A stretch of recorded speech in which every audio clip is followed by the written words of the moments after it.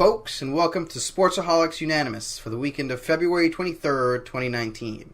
On this week's episode, we talk AAF Week 2, top MLB players, and of course, Manny Machado. All that and much, much more, but first, we're hitting the headline. This first one happened pretty recently, actually happened Wednesday night. Zion Williamson, the pretty much unanimously decided first pick of the NBA draft, injured his knee in a game versus UNC. The official word is a mild knee sprain, but the way it happened was quite interesting. What's your guys' take on this? There you go. Foot fully through the shoe? Yeah, that's... but that's and not who, even... Who provides those shoes again? Nike. Oh. If they didn't... they decided to make sure to make a comment on that one, too. They a lot of people made comments on that. Yeah. Puma made a great one, too. Yeah. Who are the winners of this whole thing? I know, right? Puma and Adidas. But what Nike say about it again? Oh yeah, they said something about the product quality and how it's like the what's it called? It's the highest importance. They have a 15-year contract with Duke.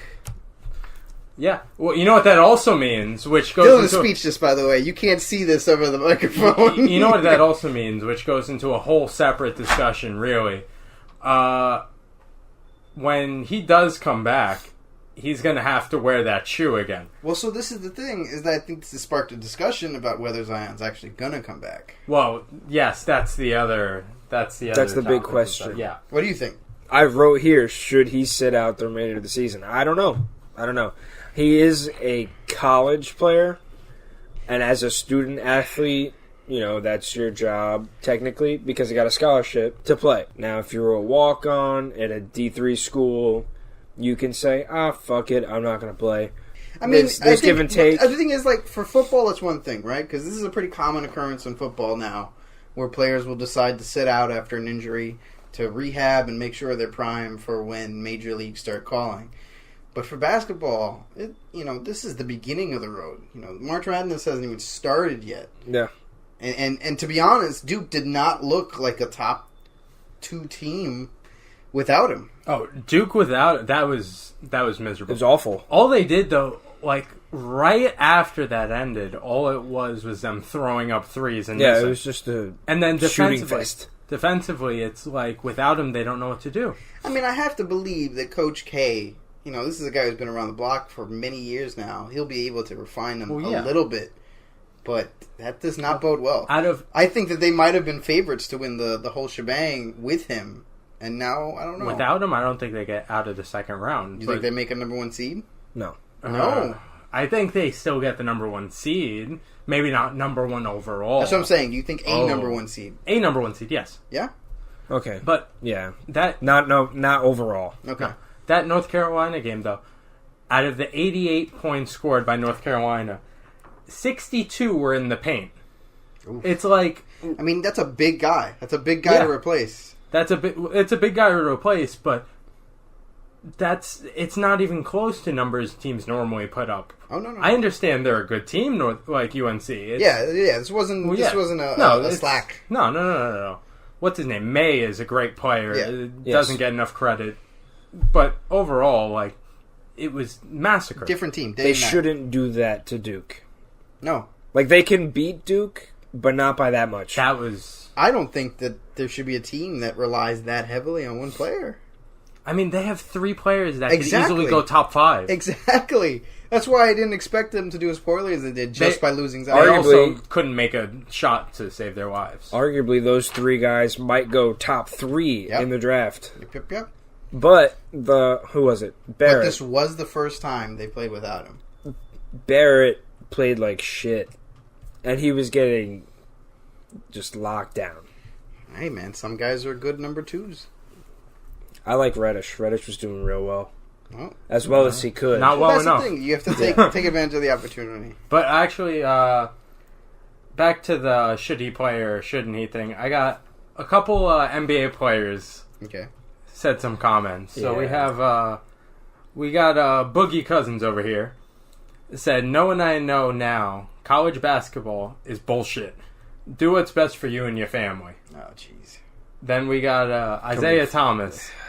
Too much on the line to be messing with college if you got a legit chance to turn pro. Oof. Zion, sit your ass down, LOL, and we'll be ready for you in the big boy league. Then you got the whole. Was anybody pro play? I mean, I you don't think so. Luka Doncic over here being like, "Yo, go play in Europe," because that's the way around playing the whole college system is go to Europe. It's true. It's true. This brings up a whole other topic that we could hit another time. Yeah, because it'll take it'd take a little too much to talk about right now. But that's a whole debate other topic later on. Yeah. Should any of this be even going on? Well, speaking of Europe, I don't know if it was sort of a slow news week, so we had to pull a little unorthodox stories. Announced today, Anthony Crolla will challenge Loma. I can't remember his name. Lomachenko. There you go. Thanks, Dylan. Gotcha. In April for the, I believe, WBC belt, World Boxing Championship belt. It's the lightweight title. Lightweight title. Yeah. But WBC is WBC lightweight title. Now I just brought this up because that sounds like it's going to be a good fight. I mean, Loma has like a real brawler strategy to him. He's one of the best boxers I've seen since the Klitschko brothers back when we were young. Wow. This fight, honestly, it's an interesting fight. I'm not against it in any way. I think it's, to say, almost very one-sided on who's going to win this. Could be. But it's still awesome. Entertaining nonetheless. It's gonna be entertaining. Yeah, it's gonna be entertaining. Crolla, as much as he may not be at same level. Yeah, the same level. He's not going to go down without a fight. He's not a slouch. He's no slouch. I think it's one of those fights where if Loma slips up, which he almost did his last fight, it could be a tough fight. It could. I don't think it could go the distance at the very least. I give a very small chance that he's actually going to lose it in any way. But you hear that? We're a Loma podcast. The next story we want to talk about, it's actually a 2-for-1 here. The soap opera Steelers have made 2 pieces of news this week where they have agreed to try and trade Antonio Brown, although they made it very clear he will not be cheap. And they've also agreed to let Le'Veon Bell walk without giving him a transition tag. To which he replied, "Free at last," or something like that. It was like, free at last. So, what's the take on this? What do you think's going to happen? Good and good. I'm glad. For who? For them, for the players. Okay. I'm glad they're getting out of there, especially Brown. It just seemed real toxic. First it was Bell, then it was Brown, and then it was the whole animosity with Big Ben. I think Big Ben is the underlying factor. That's not so underlying anymore, it's kind of out in the open. It's been, multiple people have gone on air talking about that. Yeah, I think a lot of people knew it. No one wanted to accept it. And I think at this point, now it's really coming to the point where it's like, how the fuck do you not know it's him? Yeah. Let's be real. It's him. But I think, honestly, from the Steelers' best interest, as much as the players they are, and you want to keep them for that reason. Yeah. They don't want to be there. You gotta do something. Exactly. Keeping them, it's not gonna work. It's with Brown, though. They are asking for a first-round pick. They might get it. I think they will. There's a chance they might. He's a future Hall of Famer, so I don't think they get anything less than at least a late first-round pick. Yeah, and franchise tagging Bell, just it wasn't the option. That was a smart move on them not to do it. Yeah, I think that's just wasting money at that point. Yeah, exactly. Where do you think they're going to get for Brown or where Brown, it's going to end up? Brown, I think, will end up with the 49ers. I don't know, man. I want him to end up there. I know they're the favorites, but I don't know. A, I don't know whether they have enough capital for it. And B, I don't know whether that's going to I don't think that's going to happen. I mean, he said, you got guaranteed money. Hit me up. Yeah, duh. Again, duh. He don't care. He don't care how good you are. You got that guaranteed money. Dude, I could tweet that out and it would make just as much sense. You got guaranteed money. Hit me up. Hit me up. No, I mean, I think... I don't know. I mean, it sounds like they want to move past this, the Steelers front office, wants to move past all this drama. And it sounds like they have a positive relationship with Brown, or at least they're willing to appease him. At least the Rooneys do. Let's leave it at that. Yeah. The owners. But I who still else? see this. I could still see this going south. I could still see him ending up on a crap team. Like what? Like who? I mean, and his The Raiders. hey. They more than have the capital for all it. those first round draft picks. Let's see how crap a team they are. Yeah, Well, I guess. what I'm afraid of is John Gruden doing John Gruden and just getting veterans with all that draft capital. He's such an idiot. I mean, he's kind Spider of 2 wide banana. all right. Spider 2 wide banana. All right. Where do you guys think Bell goes? We I know want to where- say Jets. Yeah, I was. I want to say I was gonna Jets, say it, but, but we I'm know. thinking Colts. Really? Yeah. Even with the emergence of Marlon Mack? I think that if you're the Colts, you have a guy who looks like you just walked back into where he came from with luck. You have the most cap space in the league and a decent draft pick.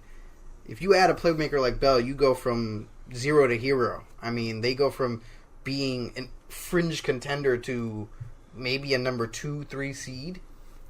I know you don't want to think it and get your hopes up, but honestly, either of these players has a chance to go to the Jets. I would absolutely love to get both of them. Oh, of course. For all the drama they bring, I would still love to have both That of them. would of turn course. the Jets Oh, yeah. Absolutely. right over.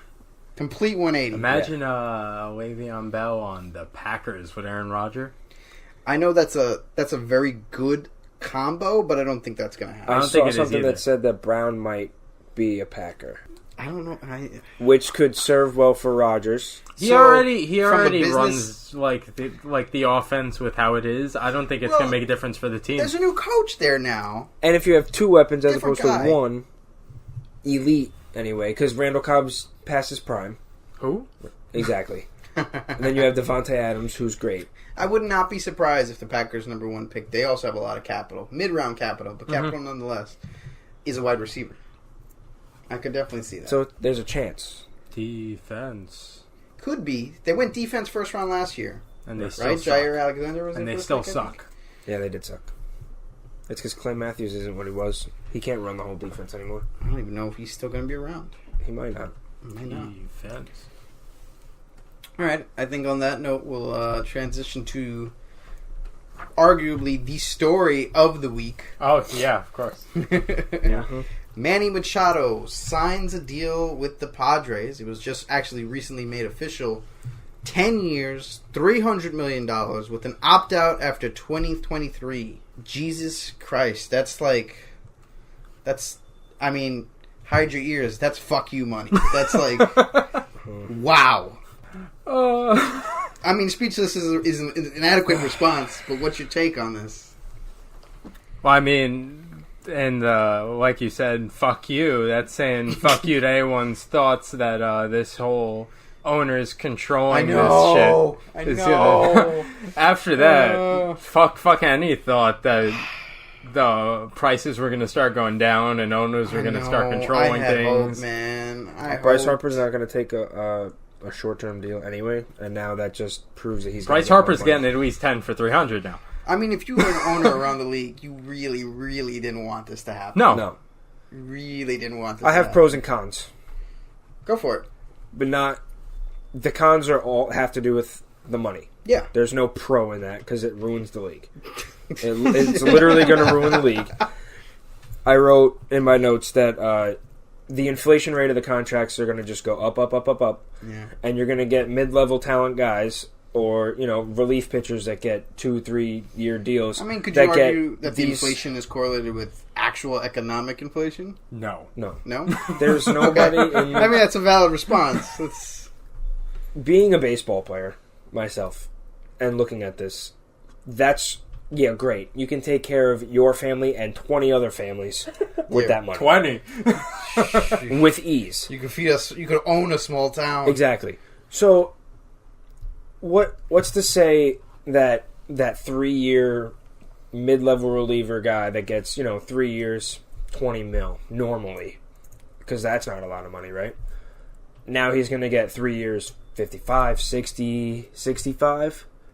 And then that's just going to go up and Well, up. let me ask, why is that a bad thing? I mean, it's not a bad thing for these guys, but I don't think anybody is worth $300 million. Oh. The argument being made is Mike Trout is the only one worth $300 million, and he's the only one I've said I mean, he's before. going to be hitting the market potentially soon. All right. He's going to get 400 plus. If you think about it in the terms he just said, too, this is a whole separate argument. Professional athletes in general, is anyone worth $300 million? Absolutely not. That's the whole other argument. I just also love to have an opt-out in 3 years. Was it 3? I thought it was 5. 2023. So I thought it was 3 5, or 4 years. 4 years, technically. I mean, but they seem pretty happy with this deal. You gotta do something with a fucking 10-year deal to make there be some type of leeway to it. Well, actually, I don't know whether the opt-out is team or player. That's actually a good question. Ooh. I don't know that. It's probably player. It probably is. That's what I'm thinking. It probably is. They can't just sign him for 10 years and be like, "Hey, you're stuck now." He was not gonna take that. He wasn't gonna be like, "Yeah, 10 years in San Diego, they're one of the worst teams in the league." Hey, that's a whole other question right there. But I love the Twitter responses. Like, enjoy the sun, the sand, and fourth place. And fourth place for now. But Padres cap space wise and payroll wise, they're still not up there with like some of these other teams. Even after this, I believe they're at $100 million. Enough to the point that there is still talk that their hat is still in the ring for Bryce Harper. Imagine. No, I think that they've officially... They pulled themselves out. They can't afford it. That's what I mean, though. Like, they can't afford, like, these big-name guys still. They can only kind of afford. The value of the franchise is like $600 or $700 million. Well, yeah. Those two guys alone would make... That's what I'm saying. Yeah. That's what I'm saying. But their payroll's at 100. Ridiculous. $100 million. I'm sure he got stock options with this contract. He got everything. I mean, hey, but if you look at their farm system within the next few years, so that's the thing. So that's the next big question. Does this move make the Padres a contender in the short term? No, I don't think so. Does it make them in the long term? Eventually, yeah. Yeah. Yeah. Why? I wrote. If you look at their lineup now with Machado, you have veterans like Ian Kinsler, veteran like Eric Hosmer, guys who have been around, have won, have established themselves as good, solid ball players. Then you have the young guys. You have Manuel Margot, Hunter Renfroe, who was really good last year. He had a breakout year. Who else? Will Myers. That's another veteran that they have. Yep. So if you have all these guys, right, and then you have a couple question marks, which is, they're a growing team. They're very, very young. You bring up Tatis Jr. in a month or two. They literally have like 6 or 7 guys within the top 100 prospects. Like, yeah, they do. No, they have a decent farm system. Their farm system within the next few. Some of them are to say. Well, so then this is where a little younger, but like this is where the argument comes in. Is Machado enough of a star player that all you need is decent surrounding role players? Is he a kind of guy that you can build a team around? No, because if you look at Mike Trout, he is the best player. You can't compare everyone to Mike Trout, Dylan. Yes, you can, because he's the best player in the league. He's the best player in the league. He's got one of the best players to ever play the game on his team, and they still don't win. I think baseball in general is a sport where it's hard to say you could build around the player. You can't really. It's not like basketball. It's a much more one-on-one type of game than anything else. Which is odd because it's one-on-one, and then you need the team to win that one. Oh yeah, it's still a team game, but it's still more individualistic in senses. Absolutely. Where, you need the team to win. You need the team to win. It's a battle. Yeah. This is my next question. Sort of, kind of, a little bit off of that. Is Machado a marketable star? Is this a guy that you can make the face of your franchise? I think they just did. Money-wise, yeah. I think they just did, but no. No, well, so that's what I'm saying. I agree. I think they did, but he's not the guy you want to be the face of your team. I kind of agree, but this deal does make me want to go to watch a game in San Francisco. San Diego.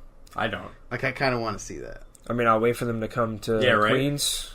to go watch him at Citi Field because the Yankees aren't going to play him, but that's about it. I don't know if you heard also that they briefly stocked his jersey and then pulled them back off the shelves because the deal wasn't fully announced yet.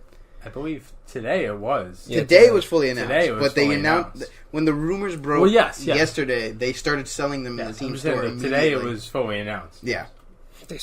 They want the money. They need to get all of that $300 million back. Well, on that note, I'll just do a quick quote here from the executive chairman, Ron Fowler. Manny Machado is a generational talent, and we're ecstatic that he's chosen to spend his prime years in a San Diego Padres uniform. The GM follows up. This momentous agreement speaks volumes to the direction of our organization, as well as our commitment to bringing a World Series championship to the Friar faithful in the city of San Diego. The Friar faithful. I love the old Padres uniform, or the old Padres logo rather. With I was going to say uniform because I'm not with the whole like weird mustard like uniforms. It's I don't not think it's that bad. No, I'm not a fan. That yellow's ugly. Oh man, I love for yellow. Not that yellow. Okay. And that brown. Ugh. Because I love the A's yellow uniforms. Look, the A's they have nice uniforms. That's yellow. The Padres aren't yellow. The Padres they're like a poop. shit mustard. Yeah. I'm so sorry, Padres fans. Me too. You've got a good future ahead of you, but like I have nothing against the Padres either. I think within the next few years they're going to be good with that. Like that color scheme's got to go. Yeah. I think part of the deal is, I'm coming to this team. You don't ever make us wear that shit again. Yeah, we wear that. All right, well, the next story I want to hit, speaking of money, AAF Week 2 came out. And we'll talk about what happened on the field. But first, there was a top story that came out about off the field, because apparently the AAF could not pay their players after Week 1. And this caused a bit of a stir on Twitter when a lot of their players ended up posting emojis with money and dollar signs and "Where's my money at?" I mean, I'd be upset too. Understandable, completely understandable. So Tom Dundon, with the last name that sounds like the theme for Law and Order, came along, the owner of the Carolina Hurricanes, and gave about $250 million to this league. Oh wow! I mean, man's a billionaire. Oh yeah. Oh, definitely. Could have paid Machado by himself. Definitely. And he also took a controlling interest in the league with this money. Yes. They said, quote, and I want to give credit to the writer who came up with this, Darren Gannett. He had a quote from Tom who says, "That's enough money to run this league for a long time." He said this with the kind of laugh only a billionaire can laugh. "We're good for many years to come with what I just did." Must feel nice. So do you think that there's an ulterior motive to this? I mean, maybe something that we talked about before. I mean, he apparently tried to downplay the whole fact that he saved, absolutely, quote unquote, no. the league. He just wants to be the guy hey, we're good now. That's it. Yeah, he doesn't want to. There's a lot behind the scenes. My man gave a lot of money and took control of this league. He wants to make it more like a quote unquote investment than this is my league now. Exactly. But he's the owner of the Carolina Hurricanes. And he's from Texas, so. It might hold on to your hats. It might already be in the works with, he might already be in the works with Goodell and establishing okay, that's an interesting a minor league, like we talked about. So, have them affiliated with NFL teams. Oh, no, that's true. So, I mean, throwing $250 million. If he's got those kind of plans, I'm totally behind, Tom. Absolutely. Dun. Sorry, when I saw Dun, I was like, I just think of the take some of them as enforcers for the Carolina Hurricanes. There you go. You're fine. There you go. And as if we need more clarity on the subject, Nick's boy, Coach Spurrier, lent a little bit of clarity. He says he believes that there was an investor who assured the AAF that they would cover year 1, and then backed out right after week 1 had occurred. Well, we can take that with a grain of salt. He's a coach. This is not a GM or an owner. But he did spill these beans in a post-game interview this last week. Well, that was also Tom's whole thing with the whole I didn't save them. Apparently, they were in talk with many other people that were planning to invest. Yeah, and no, they that were even if he everywhere. didn't, they would have been okay, at least for now. But let's talk about what happened on the field. We'll start with Nick's boys, the Orlando Apollos. Yeah, they faced the San Antonio Commanders, I believe. The Apollos. San Antonio had this game. and they had one of my favorite things, a big man TD. Big man scrambled, took the ball. DeMarcus Ayers made some amazing catches. If you haven't seen the highlights, I recommend it. He made this great one-handed catch where he batted it up with his own hand and then caught it. Kenneth Farrow was all over the place, 13 rushes for 74 yards and 2 catches for 25 yards. But they let it slip away at the end. Behind Garrett Gilbert, 19 for 28 with 393 yards and 2 touchdowns. Orlando was excellent. And I don't want to forget Charles Johnson and Jalen Marshall, both former Jets. Johnson had a monster day, 7 for 192, and Jalen had a decent day, 3 for 84 and a touchdown. But the savior of the team was Keith Reeser. He had a pick 6 at the end of the game, sealed the victory for them. So props to Orlando. They are making moves. At the start of this whole thing, one of the big things that I saw that I'm like, I want to see how this goes, was Spurrier. This man is taking this team to win this. It looks like a college offense, man. It is on fire. He's taking this team to win this. Like, I fucking love it. I love it. The next game I want to talk about is Memphis versus Arizona. Memphis held down Arizona for most of the game, and Christian Hackenberg, he looked okay. He made some decent passes, 14 for 25, no turnovers. He made some runs. He actually got 39 rushing yards and took some hard hits. Some like really hard hits. But he's a big dude. Become a runner. He's a big dude. He took him in stride.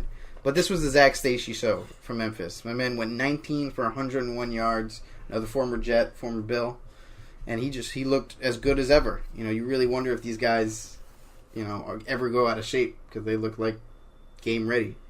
But Arizona in the end, Walford, while he was shaky, 14 for 24, 194, 2 interceptions, and 3 running backs had over 50 yards. So they came back. They took the game. Arizona proved why they're one of the top teams in this league. The last interesting game was Salt Lake versus Birmingham. Birmingham Iron, that's my team. Louis Perez. Salt Lake actually held this game real tight. Carter Schultz, again, talked about him last week, defensive end. He had 2 sacks, 6 tackles. Monster game. One of the most interesting things I found is Salt Lake actually has Matt Asiata on their team. Really? A name you probably recognize. Yeah. He's done absolutely garbage. He has 2 fumbles, barely any carries. You know who ran for this team? Brandon Oliver and Joe Buonio. Oh, Brandon Let me spell Buonio for you. Are you ready for this? Bouagnon. Buonio. What a name.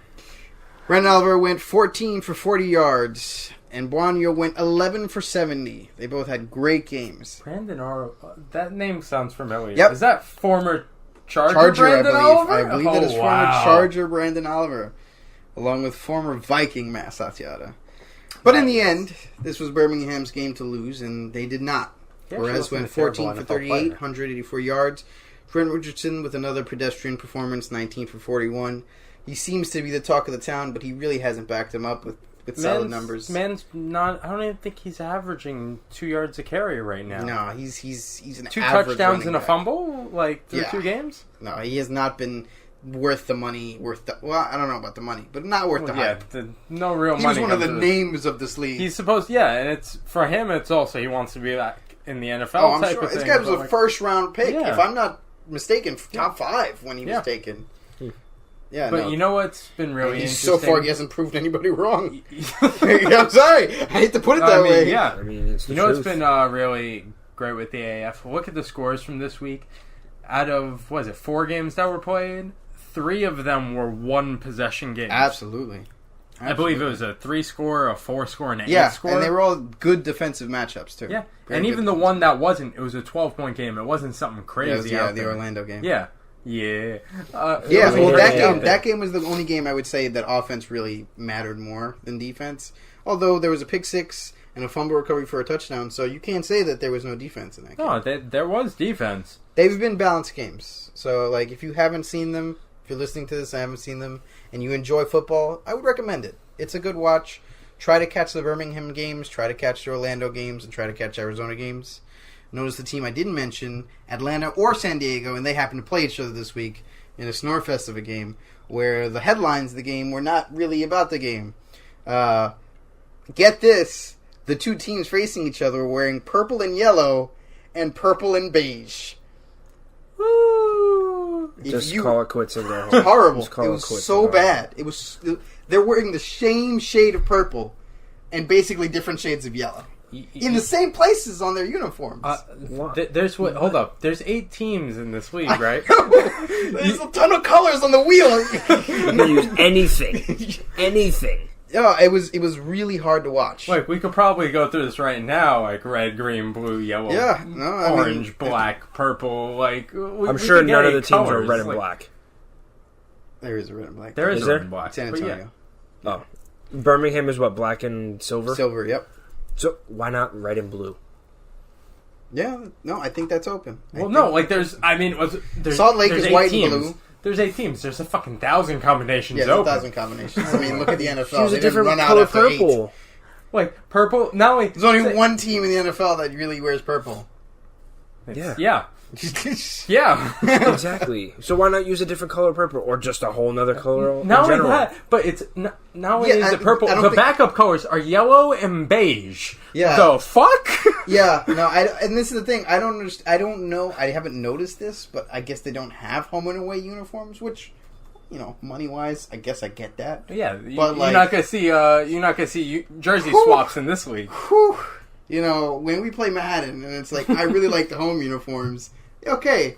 Yeah. Now I see why they don't do that in professional leagues. Yeah. Oh my god, that was horrendous. But even more horrendous. It's like after the first touchdown that San Diego scored, in the AAF, they use either boom mics or they maybe have some of the players mic'd. But right after the first touchdown, it was a loud and clear, "Fuck yeah!" Before they cut away. As funny. It should be. It was hilarious. Because they cut the mic right after that.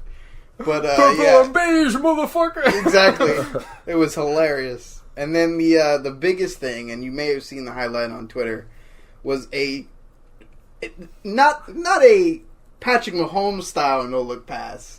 A backyard football style no-look pass where my man was facing his own touchdown and threw the ball over his head to his own receiver. It was actually a reception. It's some shit my kids, when I coach flag football, are like, let's do this as a play. Like, all right. Patrick Mahomes shouted it out, by the way. I don't know if he you did. guys saw. Yeah, I know he did. He said he's got to up his game. That was no, please, Pat, don't reduce yourself to that, man. Man will throw he just didn't want the clock to run. All right, let's be honest though. Mahomes could probably throw the ball 40 yards down. 40 yards down the field. He could make it look good, but please don't do that. All right, let's corner of the end zone. Let's maintain a certain level of legitimacy for the NFL. Okay? He's got to get the MVP somehow every year, I gotta try some new tricks. Woo! But again, like I said, like we've said before, we're gonna try and stay on top of the AAF. It's been fun. Now they have their money, so now hopefully we won't have to deal with any off the field drama. Yeah, drama or distractions. Because what's on the field has been fun to watch. So keep tuned into that. And with that, it's time to split the room. Uh-oh. So the first topic is actually a debate. We're going to be talking about whether the Brooklyn Nets are a more appealing free agency landing spot than the New York Knicks. Nick, you brought this up, so why don't we start with you? I did bring this up, and the Nets are definitely a more appealing free agency spot than the New York Knicks are. Oh, jeez. Oh, jeez. I see you don't have the same opinion here. I don't agree with that. But it's the truth. To start off, let's just start off with management. Okay. Dolan is miserable. Okay. Oh, I don't care what... You're a Knicks fan. I don't want to hear you say Dolan is a good... Whatever. God, You gonna say Dolan's a good owner? What kind of can you name another owner that could have their own concert during their own games? I don't even gotta go any farther than this. Yeah. I think that ends it right there. Go ahead. Oh man. I mean, I could go into the whole stats of Dolan. No. They've had 5 winning seasons. The man known as Dolan. Oof. It's hard to come back from. It's a sore spot. It's a real that's sore hard spot. to come back from. It's a really big sore spot. I figured I'd hit that spot first. That's fine. From here on, it's not as, to say obvious, but I think that... It's not as good. We're going to say obvious. At that point, that's a big point right there, though, to hit. Dolan's trash. He's not wrong. He's really not Hey, man, wrong. There's a degree of separation between him and the team. But regardless, move on. I know, like, the Nets owner, they have a couple people that own the team, but their majority owner, he's not... He's a Russian millionaire. Yes, he is. And... Sorry, Dylan's making faces at me. I am. This is fun. I like this. Dylan's fucking killing me. But what's called? Hired Sean Marks as the GM in 2016 from the Spurs organization. Good find. From there, I'd say neither coach of the Knicks or Nets is really bad. New York right now. Fizdale, he's awesome. Yeah, he's awesome. Out of, the revolving door that we've had in New York. That's a pro for me. Well, yes. That's what I'm not going to say. Who's the coach for the Nets? Right now? Hold on, time out. You did the research. Who's the coach for the Nets? I don't fucking know. Exactly. I didn't know who the coach was for the fucking Knicks. I don't know. I didn't know who the coach was for the Knicks. Point Knicks. I didn't know who the coach was for the Knicks either, though. That's a lie. That's a stone-faced lie. Go ahead. Okay. Well, all I have to say is the lovely and amazing Brad Stevens, very, very well regarded by everyone, I think, in the NBA. Yeah. Had more than amazing things to say about Kenny Atkinson after, but not even after, before. Before they played the Nets. I remember. Yeah. Now I know his name. Not to say that the Knicks coach isn't good, but it also took them a little while to get to there. It did. Just a little bit. The revolving door coaches we went through to get there.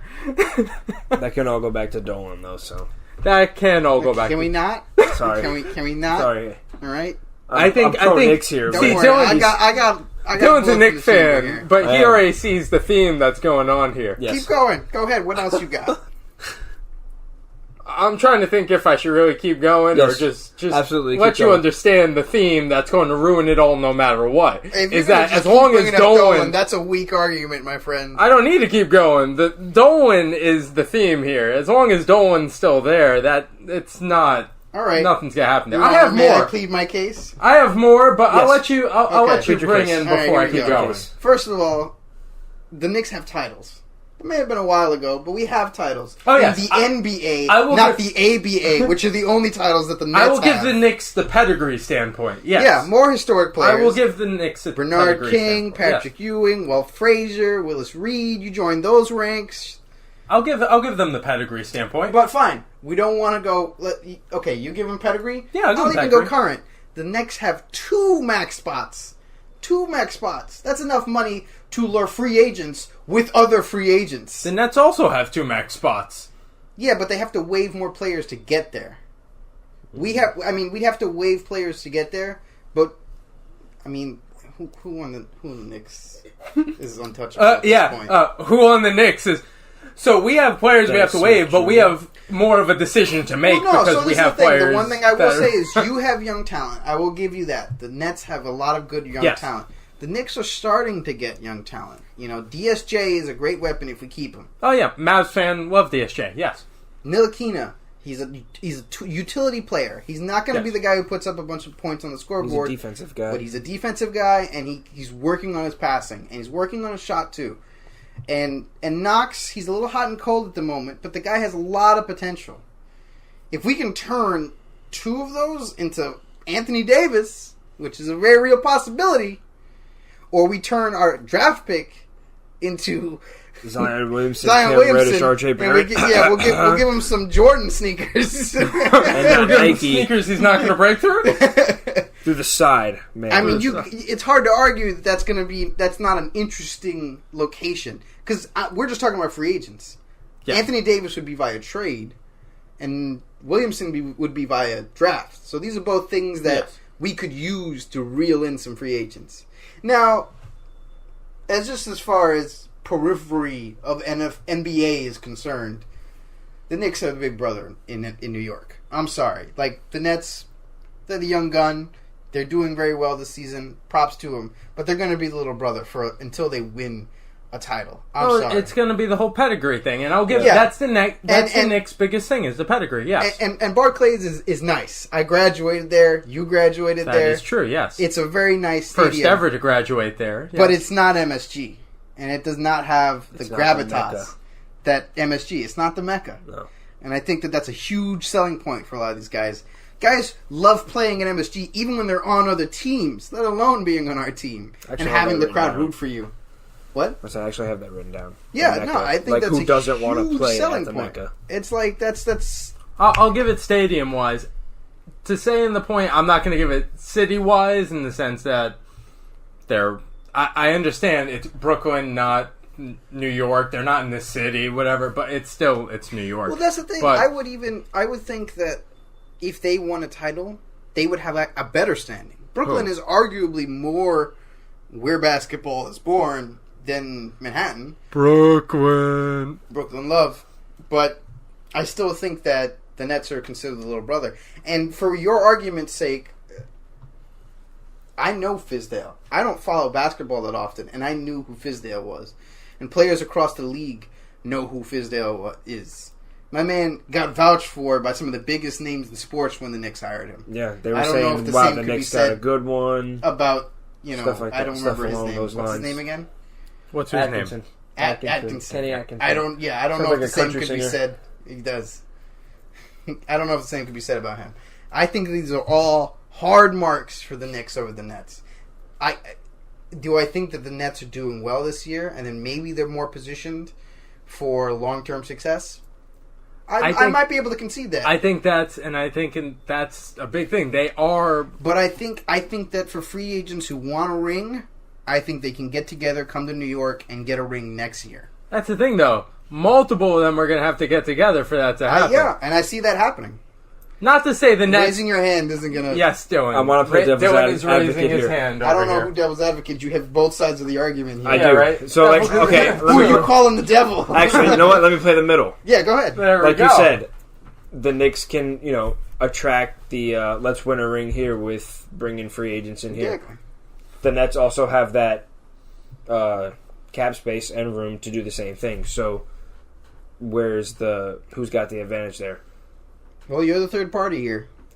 Personally, being a Knicks fan, I think the Knicks have the advantage. But so Dylan's saying he's just going to be biased, and I there's no real I advantage. know. I was hoping he wouldn't say that. But at the same time, look at the Nets and look how well they're doing this year, as opposed to the Knicks. The Knicks have the bigger name coach, and this is with who arguably their best player, Levert, out for a lot of the season. No, yeah, I was a Liver fan. I actually had him in fantasy for the start of the year. Yeah, so that's without him out for most of the season, and they're in sixth place. And right Spencer now Dinwiddie's not playing right now. Like I said, I think this year the Nets. They got Afro Allen over there. Significant strides. Definitely, I hate to say it because I'm a Knicks fan, but who are half a game out of the last place. This is the thing. Basketball. All three of us, which is fine. I want the draft pick. Oh yes, no, of course. In this situation, yes, that is what you want. Yeah. Well, no, I mean, this is the thing. All three of us were around and hardcore sports fans when the Nets came to Brooklyn. Yes. And when they came to Brooklyn, my first reaction wasn't rivalry, we're going to knock them down. I have support. I mean, Brooklyn is where I'm from. Brooklyn's, where we're all from. Yeah. So it's hard to say, no, screw the Brooklyn team. I'm taking the New York team. Yeah. But, and again, like I said, I'm happy to see them doing well. I think that the Knicks are still the more prominent and more illustrious franchise and more attractive for free agents than the Nets. I think the Nets, the Nets, all the stars the Nets have had, and don't get me wrong, they are growing some right now, but all the ones they've had to this point, they've traded for. The Knicks, most of their stars are homegrown. Jefferson, Kmart. Actually, they drafted Kmart, right? I think he was the number 1 overall pick in whatever year. I don't know. I can't fact check that. Okay. But regardless, that team with those guys, that was one of the most exciting teams to watch. And we were young when they were all together, and I loved watching that team. Yeah, it was. They were one of my favorite teams to watch. Huh. Well, it was also a good time for the Knicks, too.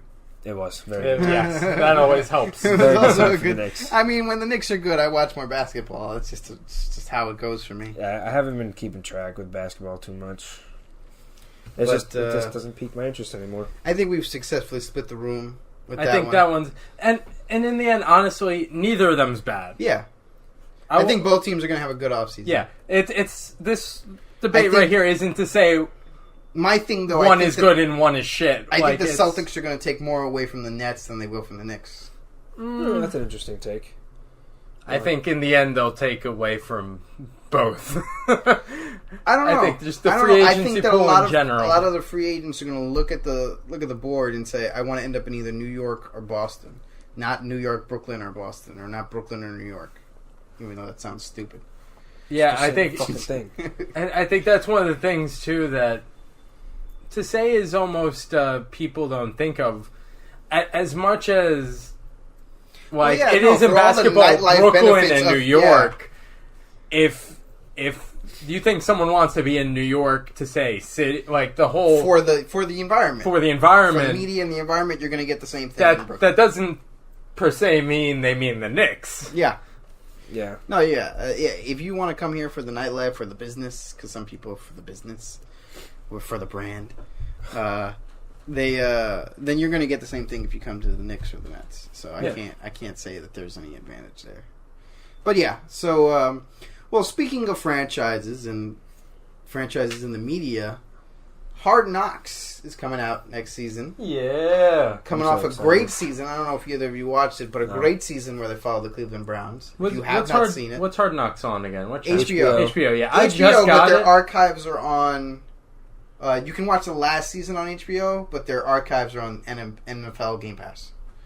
Okay. Yeah, because I just got more recently HBO. I think I was able to watch it last season. I didn't get to, but I'm definitely going to watch last season. Yeah, but from now on, good. I'm definitely going to be watching. I'm going to watch this season too. Very dysfunctional Browns team with personalities like Todd Haley, Greg Williams.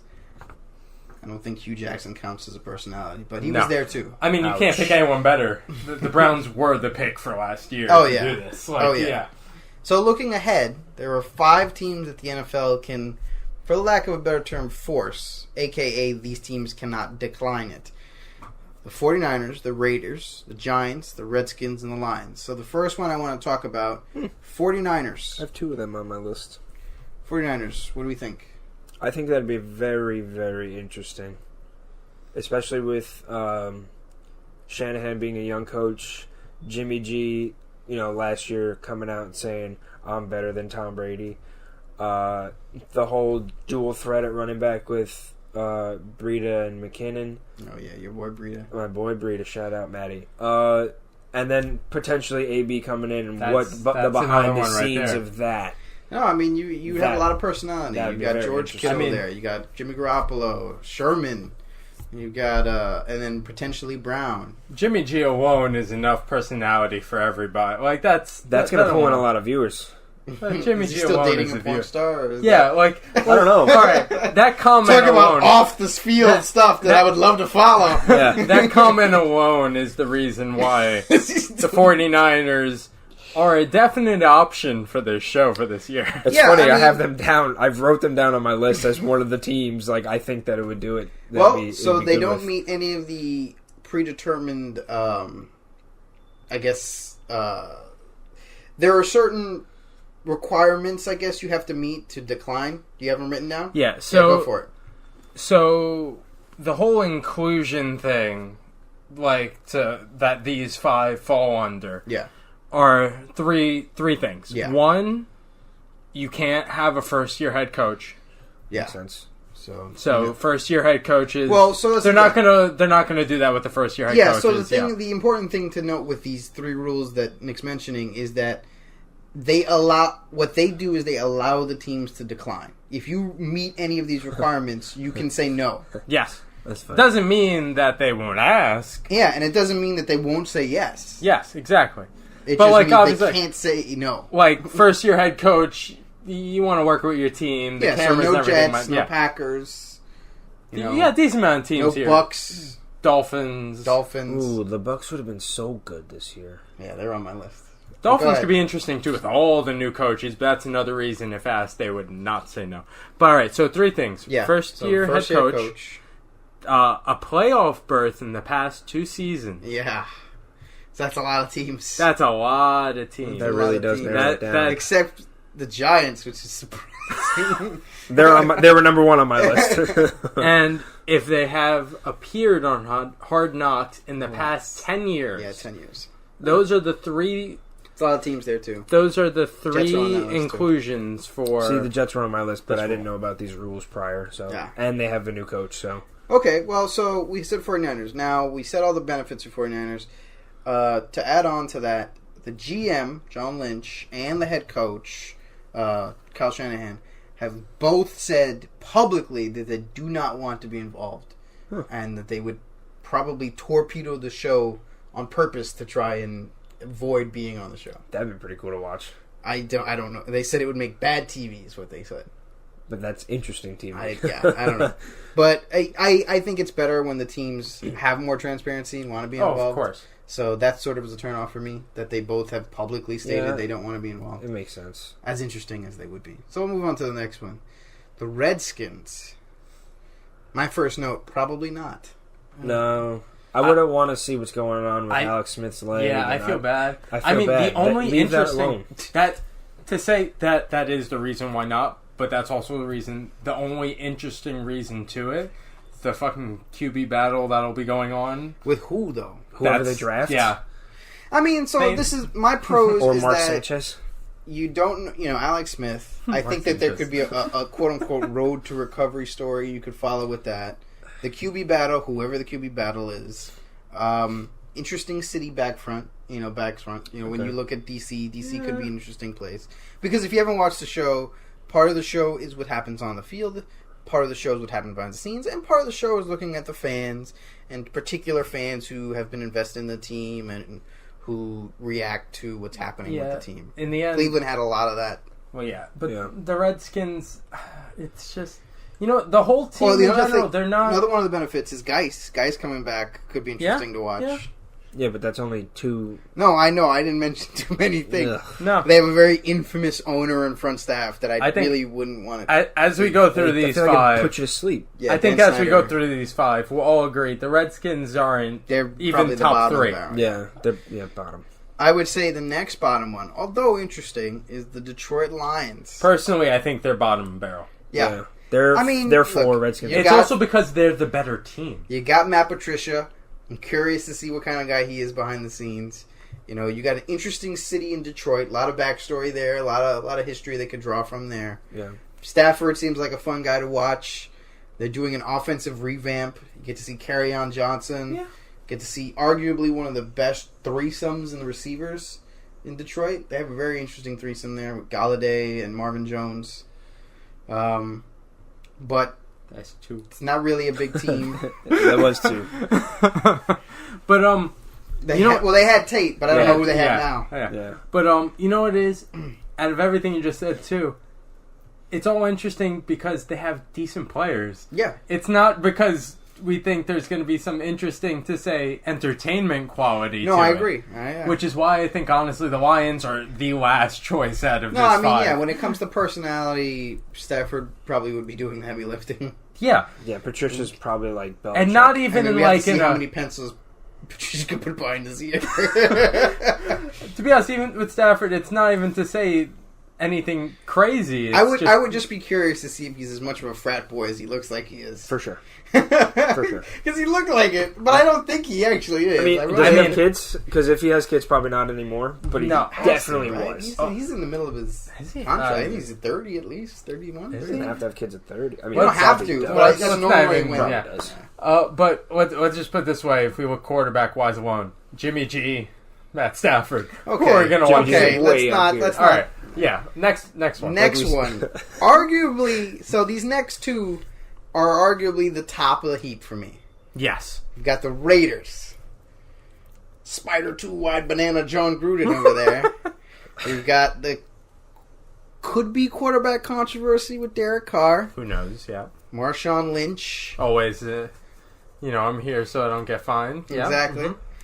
We don't know where they're going to be playing, so maybe in Oakland. Who knows? I think they committed to Oakland for the next 2 years. I know that deal has been swirling. If it's been confirmed, then awesome. I'm not sure if it was No, confirmed. I think they were talking about it. Yeah, I know they've been talking about it for a while. The very high possibility is that they will be in Oakland for another 2 years. Yeah. Well, regardless, that would be interesting to see play out on TV. Yes. Very true. Obviously, Vegas coming next year. They're gonna seeing have how they prepare for that. 1,000 new rookies. Yeah, a whole fresh crop of first round picks. Looking at fan stories, fan reception to the move could be very interesting. TV. Hearing Gruden want an elite pass rusher after giving an elite pass rusher up. Like his well, reasoning to that it. point, I think another thing that's a benefit about this team, and arguably could be said about the Lions too, is that this is a very open roster. There are very few established stars, and one thing that Hard Knocks loves to focus on is these locker room guys who, training camp is their moment.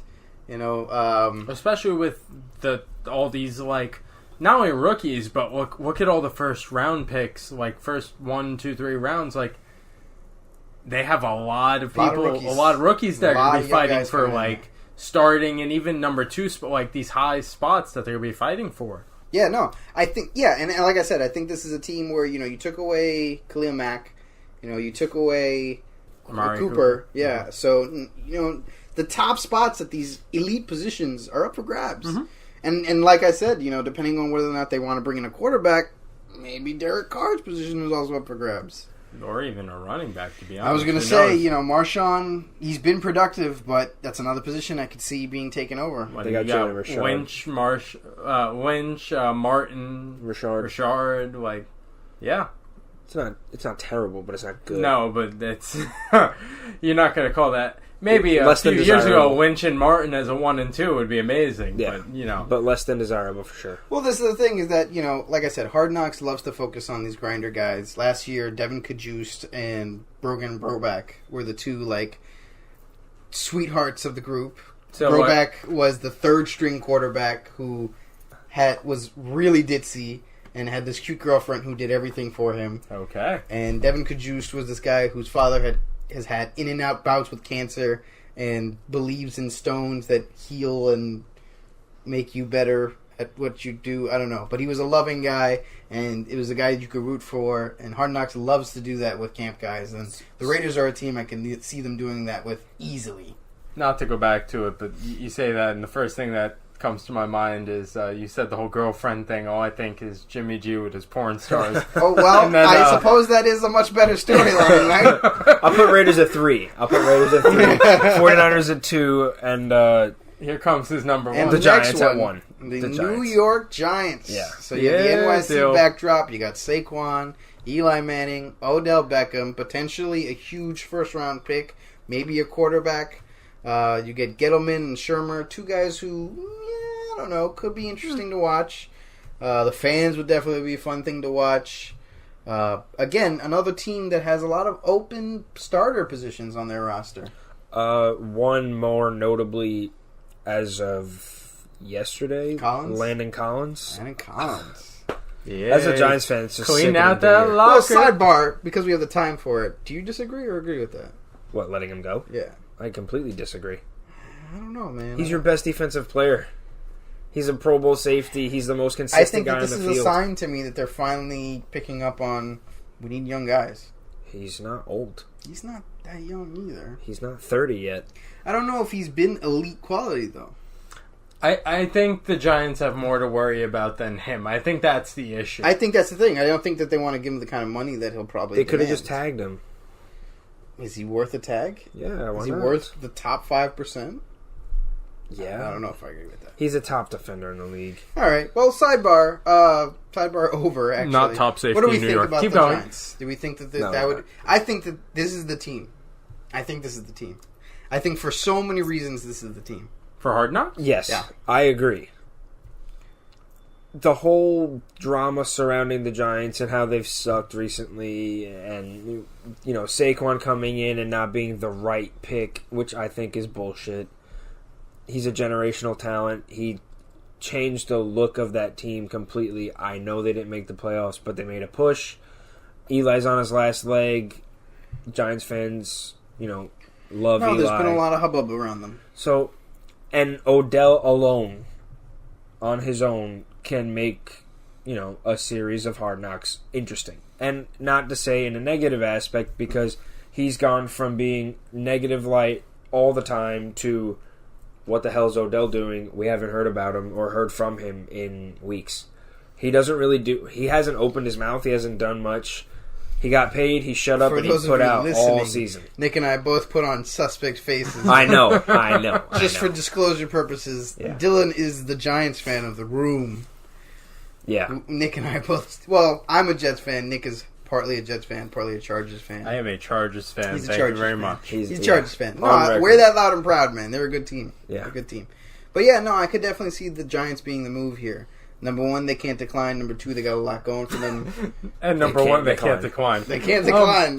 You're on Hard Knocks. Which is also why I'd like to say, personally, I think the 49ers is the best pick. I agree. But I don't think the fact that they both said no publicly is what scares me. Yeah. Again, they got a lot going for them. They got a lot going for them. Can they decline? No. They can't. No. These 5 teams the 5 teams cannot we just decline mentioned at all. Do not meet any of the requirements to say no. Okay. I thought the 49ers could decline. That's why they were saying no already. Let's be honest. No, they're saying no because they can't decline. Oh, so they're trying to scare off Hard Knocks. They're because they can't say no, so they're doing it publicly. Yeah, it's them going like, we're going to be such bad TV. Yeah. We're going to be terrible. You don't want to come here. That's funny. But, obviously... I think the Raiders are also interesting pick. I can see the Raiders being the move I wrote down the Raiders as the best option, but as I thought about it, Jimmy G alone makes the fucking 49ers. They do. Pick. No, but there's a lot. All 3 of those teams have a lot of storylines. Let's be honest, though. I don't know when they have to pick by, to be honest. That should be on Hard Knocks is the Pittsburgh Steelers. But I don't know about that. That would be funny. That would not. Funny. I don't know. They really don't have much going on. They're losing everything that makes them interesting this year. Yeah, but you would know why. Would we though? We're talking about We're talking about all these spots being fought for. You just lost your number 1 running back and receiver. So you got to remember that Hard Knocks covers training camp and slightly before training camp. They don't cover the draft. They don't cover all of that. All that has already happened usually by the time Hard Knocks actually starts filming. That's fine. So I don't think there's really much that the Steelers are going to have going on with them. The animosity with Big Ben, that would be, a highlight. They got rid of them. Well, yeah, but then you would know why. They would go into it. Also now, though, that means, so Connor's your number 1 running back. Yeah. So anything after that. Juju's your number 1 receiver, so anything behind him. I mean, with this whole thing going on with Big Ben, I'm not even going to say that any type of QB battle, even though I still feel like they should start looking. Mason Rudolph. They should start looking. He's not that good, but... He's not, but... He wasn't bad in college, but he's not... Yeah, he's not good. He has potential. What's his name? Man's not even a quarterback, and he's the second best quarterback on the team. Well, I mean, one thing that could be interesting... Maybe Luis Perez, maybe John Walford. That's where that minor leagues of the NFL comes in. AF podcast.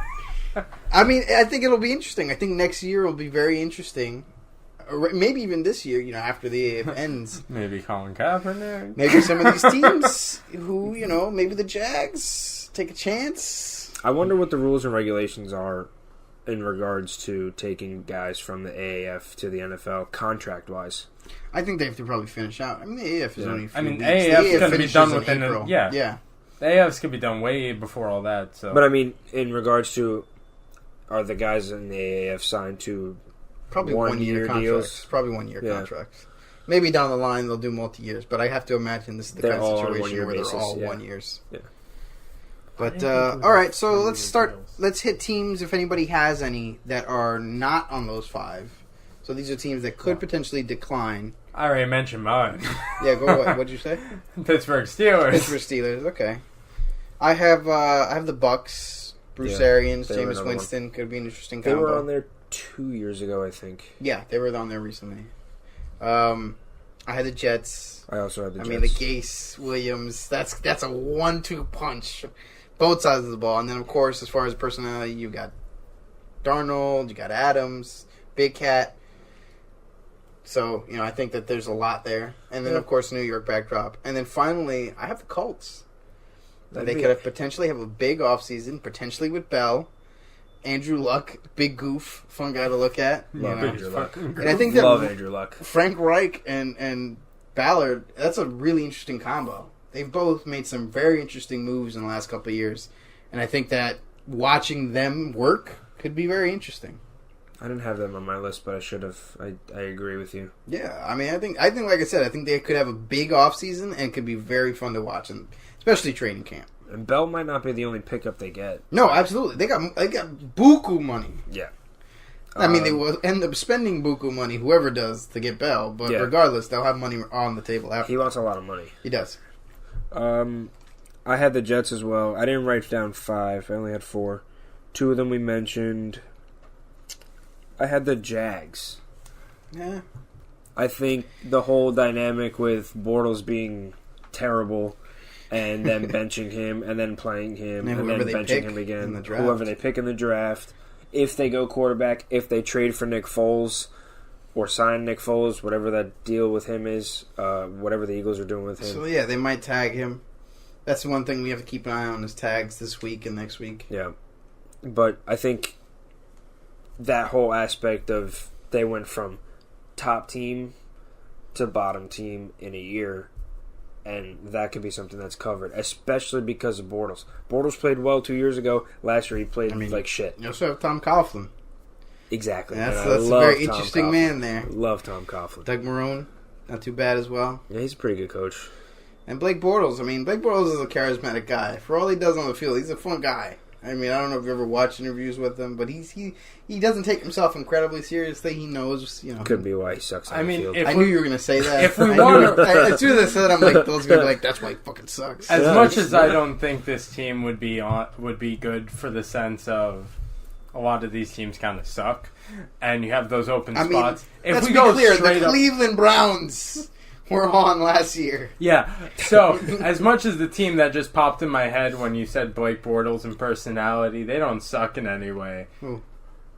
The Los Angeles Chargers. Phillip Rivers is one of the most fucking hysterical people. I would love to see him try to wrangle his kids. Right? Yeah, I would love to see a TLC show of just Phillip Rivers. Once he retires, yeah, that's exactly, right? But the personalities... Obviously, I'm a Chargers fan. I follow a lot of them on social media and stuff. Melvin Gordon, Keenan Allen, Melvin Ingram, Joey Bosa, Melvin Ingram. These guys, big personality. Not even to say, Derwin James. Yeah, Derwin James. Love Derwin James. Yeah. Such a, close-knit group, but, just seeing all this stuff, they're fun. They look like they're a lot of fun. Yeah. The return of Hunter Henry. Yes, the return of Hunter Henry. I just thought of another one. The Cardinals. I don't know if I'd want to see that. don't get me wrong. Cliff Kingsbury, that'll be interesting to watch. You don't want to see Kyler Murray? Wait, what? Oh, Oh, it's not happening. No, it's not happening. No, it's not. They backtrack way too much to do that now. No, it's I believed it. I believed it was possible for a while there, and then they've been they're he's our man. Way too many times. Yeah. All right, fine. I get it. They've pushed it to the point now they really can't go against it. Yeah, they can't go back. They'll look horrible if they go back at this point. Josh Rosen would rip them apart on Twitter.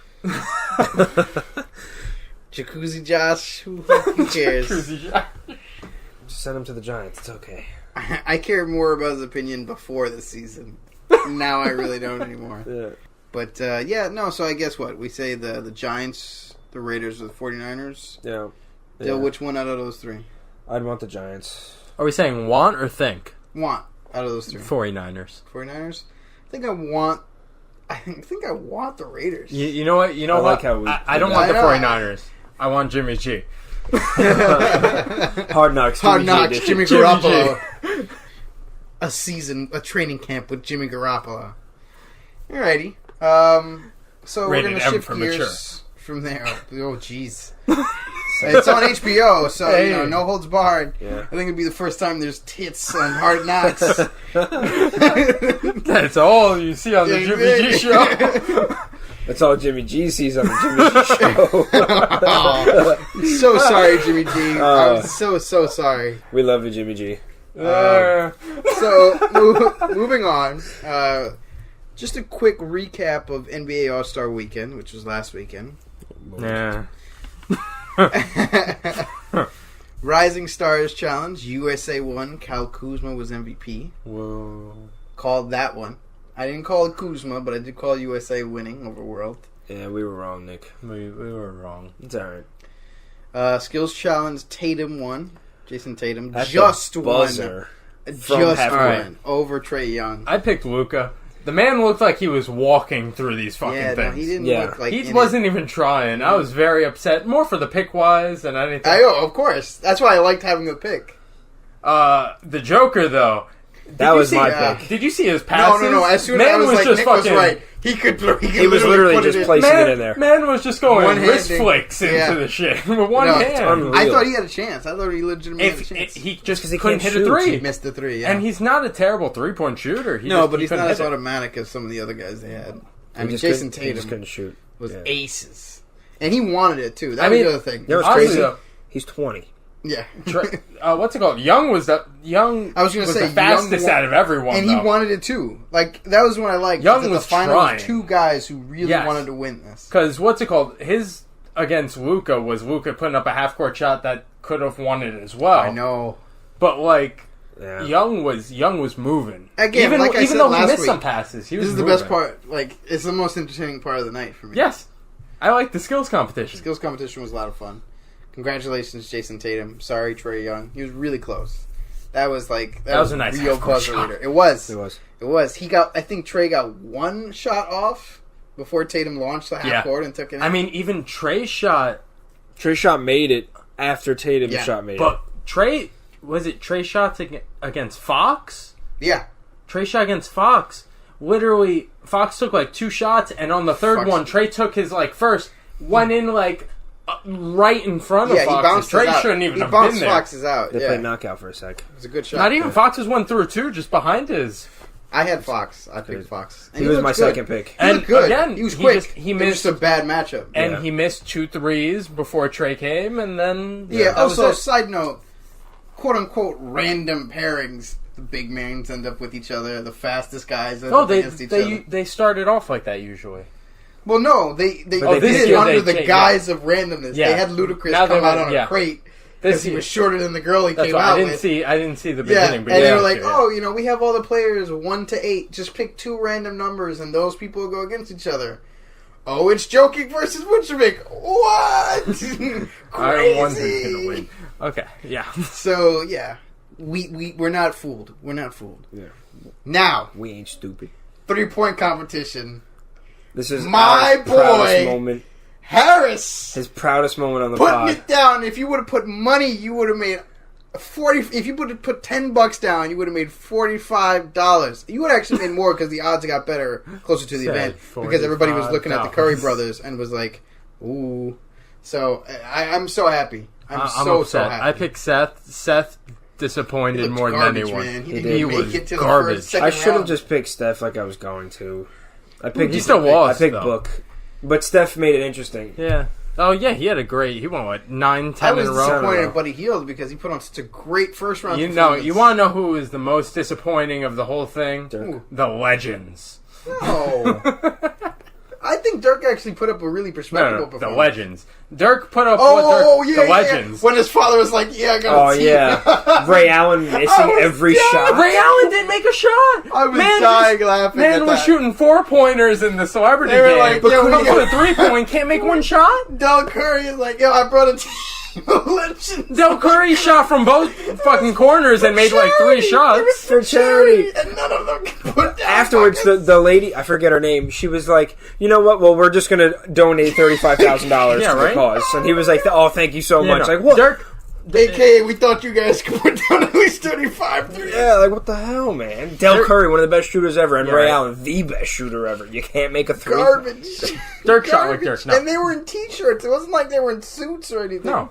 what's it called? Dirk, I expected to do how Dirk did. Dirk has the longest fucking release. Airball in the car. Dirk is not made for a 3-point contest. He was launching that. Dirk is not made for a 3-point contest. It was still good. It was it was. I think he won one in his career, though.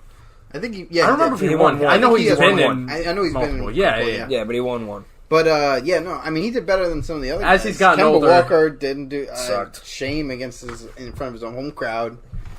Seth. What are you talking about? That was the Curry home crowd. The Currys were the fucking host of this game. I was talking. And to I Bill love about Kemba, this. but I don't get me wrong. The storyline, I get it, cool family, haha. But they really pushed that storyline the whole night long. I love it. I not that I could do without it, but I could do with less of it. I think they really pushed it. And then it wasn't even like they were in the bottom, top two. Everybody was like, oh, one of the Curry brothers is going to win tonight. Which Curry brother do you think? One of them didn't even make it to the second round. He had a bad night. You know who did? Right? My boy Joe Harris. You know what? Put up 36 points. Seth had a bad night. Won by 2. Seth had a bad night. He was nervous. He just got engaged, actually, to Doc Rivers' daughter. You know who didn't have a bad night? Steph Curry. Joe Harris. Steph Curry. Harris. Steph Curry also didn't have a bad night. Dude, I was so hyped, though. I'm not going to lie. I was, too, but I was still sad. I should have put money on it, man. I really should have. I think it got up to plus 900. Would have made some serious bank. Everybody thought Curry was going to win that. I did. And then, the dunk competition. Lackluster. Very lackluster. Congratulations to Hamidou Diallo. The dunk over Shaq was nice. I thought it was nice. Dylan was a little less impressed. I was... Okay. What are you not impressed about that? That's the only dunk I was impressed with. I was impressed with the fact that he put his arm in the rim after dunking over Shaq. But seeing someone that is my height, which is 5'9", jump over someone that is 7 feet tall and Dwight Howard is more impressive to me than someone that has a 45-inch vertical and is 6'7", jumping over a 7-footer. That's not that impressive. He's literally almost the same height. So we're comparing him to someone who has won multiple dunk contests, is what you're saying? No, I'm talking about Nate Robinson. Yes. Yeah. Okay, but he dunked over Dwight Howard. I understand the point that Nick's making is that the fact that you're even comparing him to him puts him on that level. You want to know what you want? You want to know this is where we're gonna go to? What? It's like saying Jerry Rice. Is that? I'm not saying Nate Robinson is the best dunker. Episode 2, but we have callbacks. It was still a nice dunk. It was a nice dunk. To me, the most impressive part about it was there was no launch. His hand was purely on the back, I guess. And no pitch just off. to get a gauge of how tall. There was no... It was on the back, not like... I forget who... I think it was... It might have been DSJ who jumped over... DSJ. Oh, yeah, DSJ had serious push. Yeah, he went full push. Yeah, he did. But it was back, no push on it really at all. You see, they show a view of Shaq from the front. Shaq as big as Dwight Howard is, Shaq is a bigger man. Yeah. Yes. But... That's what I'm saying. Diallo's almost as tall. Yeah, but this is what I'm saying. What does that have to do with anything? Just because they're the same height doesn't mean the vertical's any less impressive. You know what? But look. Okay, it's easier for someone who is that tall to dunk. It doesn't matter. You want to know where the difference is? Nate Robinson, to say jumped over him. Let's say his hands got high enough for the ball to be dunked. That's what I'm saying. This man went over him high enough that he put his fucking whole elbow in the rim. I'm not taking anything away from the dunk. I said it was good. It was impressive. No, I know. No, but that's what I'm saying. I think that the fact that he got his elbow in and ended with his elbow in is sort of showing you that he got almost as much height if he as just Robinson jumped did. over Shaq and dunked it and just normal. And even to say had to kind of reach to dunk it, like a normal dunk, just jump it. It would have been nice, but nothing inside. It wasn't. It's the arm. The arm in the rim is what impressed me. It's the arm in the rim, but he also got high enough jumping over Shaq and being able to get the arm in the rim. Impressed me. Yeah, it wasn't John Collins bringing out a whole Tuskegee Airman and a fake plane only to not duck over the plane. I almost turned it off at that. All right, let's be honest. The best almost dunk of the night was J. Cole, but Man was not dressed to dunk. If he actually J. Cole. I think he was in skinny jeans. And he just decided, I'm going for it. He could have made moves. J. Cole could. All right, all that showed me is J. Cole could dunk. No, J. Cole would have dunked. He would have got 10. Do you not remember? J. Cole could dunk. I don't know how many years ago, Kevin Hart lobbed the pass to J. Cole and he dunked it. in the celeb game. Was I that didn't J. know Cole? this. I remember a Look it up on celebrity YouTube. I'll look it up. Yeah. Look it up Why do later. I thought it was like a football player or something. It was like that. Kevin Hart and T.O. J. Cole. or It something. was No, awesome. I mean J. Cole. He's athletic. He's a And contrary, we might. I might ostracize some of our listeners. I like J. Cole's music. I love his music. Yes. I thought he had a decent Love it. performance. Fucking what's it called? NBA All-Star Weekend halftime show. That's what I'm saying. Over NFL halftime show. Yeah. When your show is I so like good Maroon that the 5. players want to come out and see it, you're doing right? something right. Yeah. I understand it's like it's the All-Star game, not like the Super Bowl saying like or like the NBA final where you're having people come out during that. But I want to go see the halftime show, coach. but yeah. Well, speaking of All-Star game, Team LeBron won. I was wrong MVP again. is Kevin Durant with 31 points. Did anybody pick Team LeBron? I picked Team LeBron. Yes, I picked I Team also LeBron. picked Team LeBron. Hey, Who are your my MVPs? one win. I think I had Davis as MVP, which man, that did not pan out well. No. Who was yours? Do you remember? Oh, I don't even. I think you picked remember. LeBron. No, I didn't pick LeBron. Well, go back and listen to the last episode to find out. I have it in my notes somewhere. Who knows? But, Wow, now I'm really. I don't know who I Again, picked. high-scoring game. I probably picked Anthony Davis. A lot of walking around. Did you guys see the alley-oop from Steph to Giannis? No. It was towards I think it was in the third quarter. Did you really not? No, I mean I've watched some of the highlights. Oh You my, did. Alex, That is the only highlight you have to see. that is the really one of the haven't best seen it. alley-oops I've ever Okay, seen. All right. Oh. all right. I'll watch it later. Should I disclose the information? Oh yeah, go ahead. Oh, okay. Go ahead. Steph, they were coming up the court. It was Steph like on the fast left break. side. Embiid passes it cross court forward to Steph. Steph goes just full bounce from, let's say, left side of the court. The left wing. Left wing goes up. Giannis goes and jumps. Fucking, his hand is over the box of the fucking backboard and slams that He shit gets it down. as it comes down, like at its high point, and dunks it. From the fuck. Everyone, one thing, it was crazy because of how high he jumped.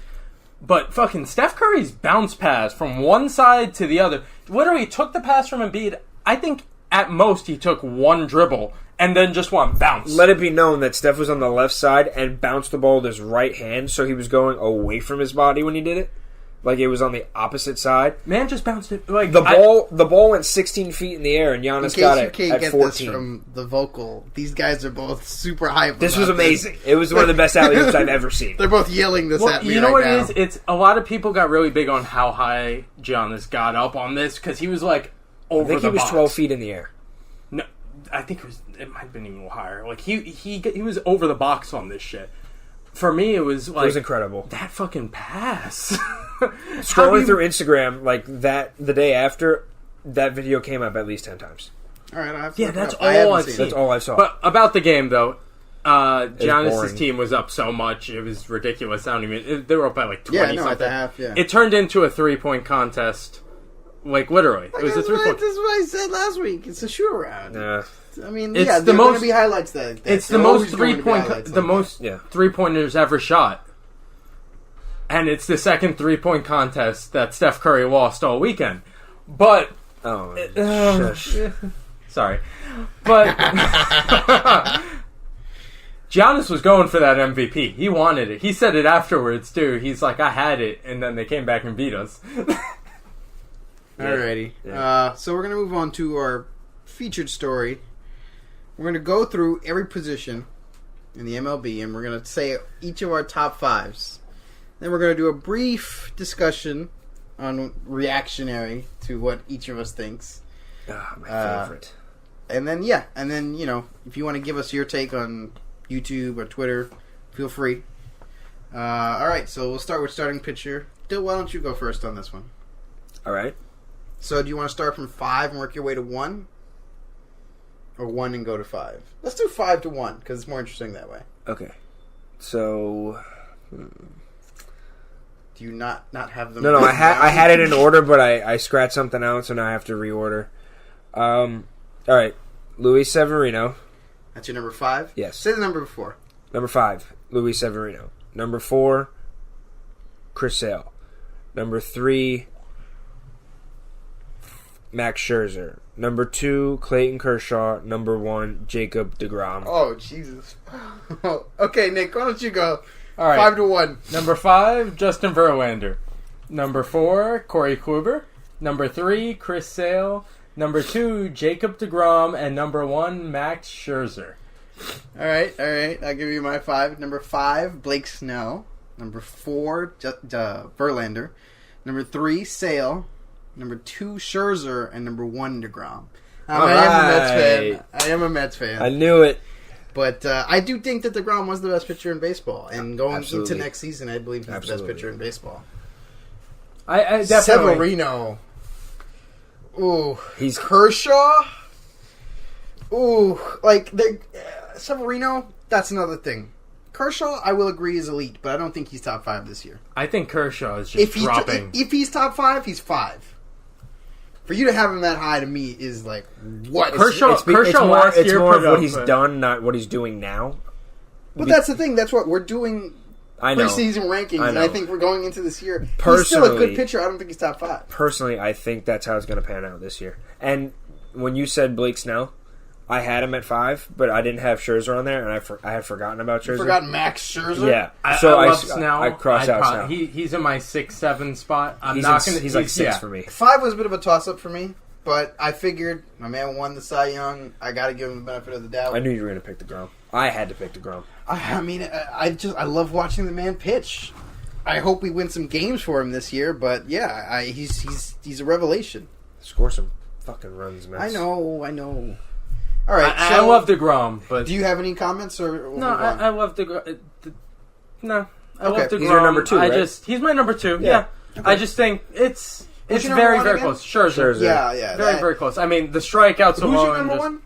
deGrom. Okay, yeah. Who's your number 2?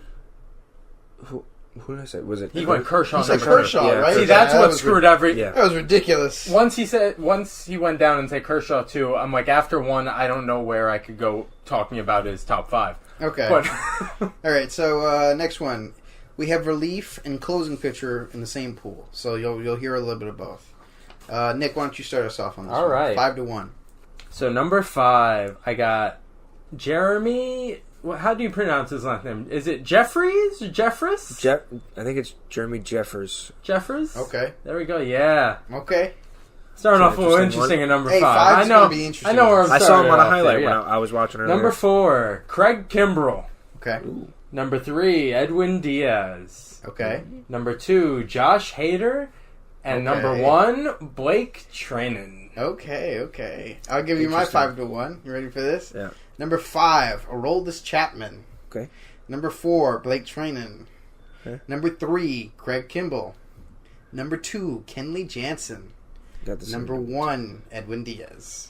I see a theme here. I'm not trying. I know you're not. I really am not. I know. Don't get me wrong. You won't be hearing Mets for much of the list after this. We have the same number 2 in Jensen. All right, so let's go 5-1. Number 5, Edwin Diaz. Number 4, Aroldis Chapman. Okay. You're going to think this is real interesting. Number 3, I think he's better, was better than Chapman last year, and I think he will be better this year. Dylan Betances. Number 2, Kenley Jansen. Number 1, Josh Hader. Whew. Wow, we're all over the map on this one. Yeah. Wow. Who's your number 1? Josh Hader. Hader. Who's your number 1? Blake Treinen. And my number Josh 1 is Hader Edwin was my Diaz. number 2. I was gonna put Treinen on there, but I'm Wait, surprised. do you not have Jansen's- Treinen in your top 5? No, he's not. He's not. Oh. I have He Diaz has over 2 him. Yankees in his top 5. Yeah, I'm not even gonna. We're not Mr. even Bias. Listen. Like, don't get me wrong. Chapman and Betances, both good relief pitchers. I don't think they're both top 5. I'm sorry. You I guys think don't I even think have. you forgot a lot of players. You guys don't No, even you have put the best Chapman in your relief top 5, pitcher but I on the think Yankees, Betances is going to but, be better. That's what I'm saying. And if Chapman's in your top 5, he's in someone else's top 5. Yeah. He's in my top 5. But if Betances is going to be better, they both got I'm to be there. surprised neither of you had Jansen in there. Like, I I have mean, I Jansen. know the guy was Jansen out too. for a while. I have Jansen at 2. Oh, okay. I'm Yeah. not putting him on my list. I mean, and I had Blake Treinen in there. I kind of thought about switching Kimbrell and Treinen, making them 3, 4. Jansen and flipping them. Kimbrell were almost my 1 and 2, but I left Kimbrell out. I think that Diaz is the Because best closer Diaz- in the league. Josh Hader. No, best closer in the league is probably Jansen. Some will argue Kimbrell. I think a lot will argue Diaz, too. Yeah. but I also think Josh Hader is... Josh Hader's a beast. I know. I thought about putting Hader in at number 5, but I like my picks. I couldn't not put Trainen. Man had a .78 ERA. No. Over 80 innings. I know it's not a lot, but for a relief pitcher, over 80 innings pitch, a .78 ERA. I want you to know that was one of the hardest top 5 that I did. That was a tough one. Oh yeah, it's arguably one of the most stacked places. But that's also it's hard when we did do relievers and closers. Yeah, so true. Comparatively, it makes it a little more difficult. But yes. All right, so let's start at the bottom. Catcher. I'll go first this time. Okay. My number 5, I have 2 people here. Ooh, I said I was going to pick one of them, so I'm going to pick one of them. And I will go bias. I'm going to say Wilson Ramos, number 5. Salvador Perez, number 4. Gary Sanchez, number 3. Wow. Yasmani Grandal, number 2. And JT Realmuto at number 1. Okay. No, go ahead. Number 5, Gary Sanchez. That's not what I was expecting. Number 4, Wilson Contreras. Number 3, JT Realmuto. Number 2, Salvador Perez. And number 1, Buster Posey. Oh, Jesus Christ. The madman did it. The madman went and put Buster Posey at number 1. I did. Is it bad that, after the whole obvious Sanchez, thinking he might do that as a Yankee fan, I'm like, he's going to be the one to put Buster Posey at number 1. God. All right, why don't you go ahead and give us your 5, and then we'll go through it. Oh, no. You're going to find my 5. He's making faces, people. He's making faces. Oh, Lord. So, 5, Wilson Ramos. Oh, yeah. Wow. Yeah. 4, Gary Sanchez. Okay. 3, Yasmani Grandal, who apparently Dylan thinks isn't even a top 5 He's catcher. 6. He's literally 6. Crazy to me. Go ahead. 2, Buster Posey. And 1, JT Realmuto. Where he should be. I could put Buster in top 5. But it's hard for me to put him top 3 with his injuries. I think really even with his injuries, he puts up the stats. I know, but so do these other guys. And they're healthy, and Buster puts up the stats that are as good, if not better, while he's playing hurt. If anything, my list-wise, I'd move him back 1 spot to 3. That's the thing. I could see Buster breaking my top 5 by the end of the season. Yeah. But as of right now, I don't think he's there. I can't do that. I mean, if anything, I would push Ramos up 1 and put Buster at 5. And take out Perez. The only thing, is injury-wise then, Sanchez with his injuries.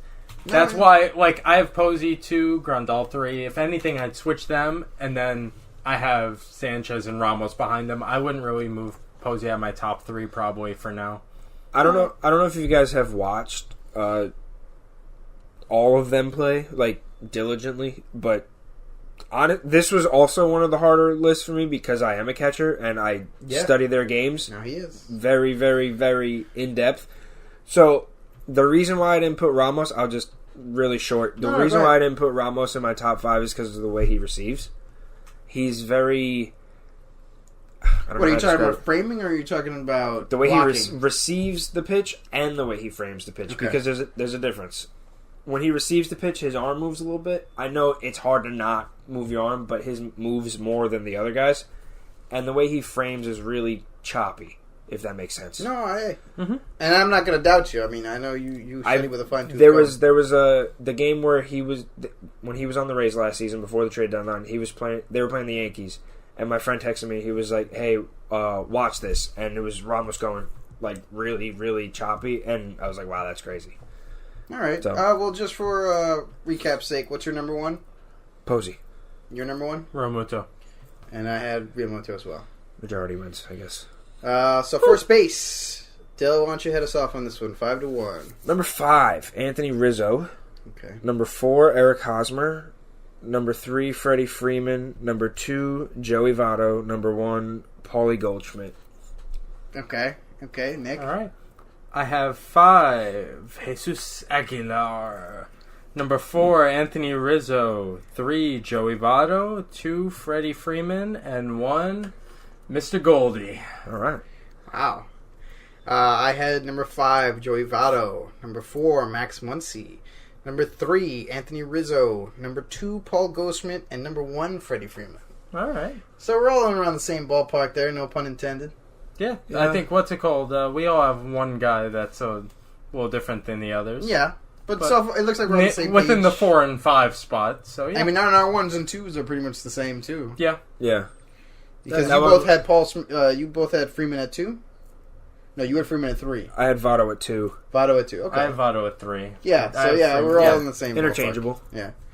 All right, move to second base. Nick, give me your 5-1. All right, this is going to be a fun one. And we're going to start it off with a fun one here. I'm really curious what Number 5, Jed Lowry. Yeah. Oh, okay. Number 4, Scooter Gennett. Okay. Number 3, Whit Merrifield. Wow. Number 2, Robinson Cano. And number 1, wow, Jose Altuve. Oh, man. See, I didn't do that because we had said we were going to try and put them where we thought they were going to play. I know. But it's a valid thing. They could both be there. I couldn't not. Just for the record, you said 2 Mets. I couldn't not do it. Alrighty. So this is my 5-1. Number 5, Scooter Gennett. Number 4, Ozzie Albies. Number 3, Javi Baez. Number 2, Whit Merrifield. Number 1, Jose Altuve. Just Javi Baez is going to be playing shortstop. Okay. I had him at second base, but I also have him at second base. that's fine. But Shortstop.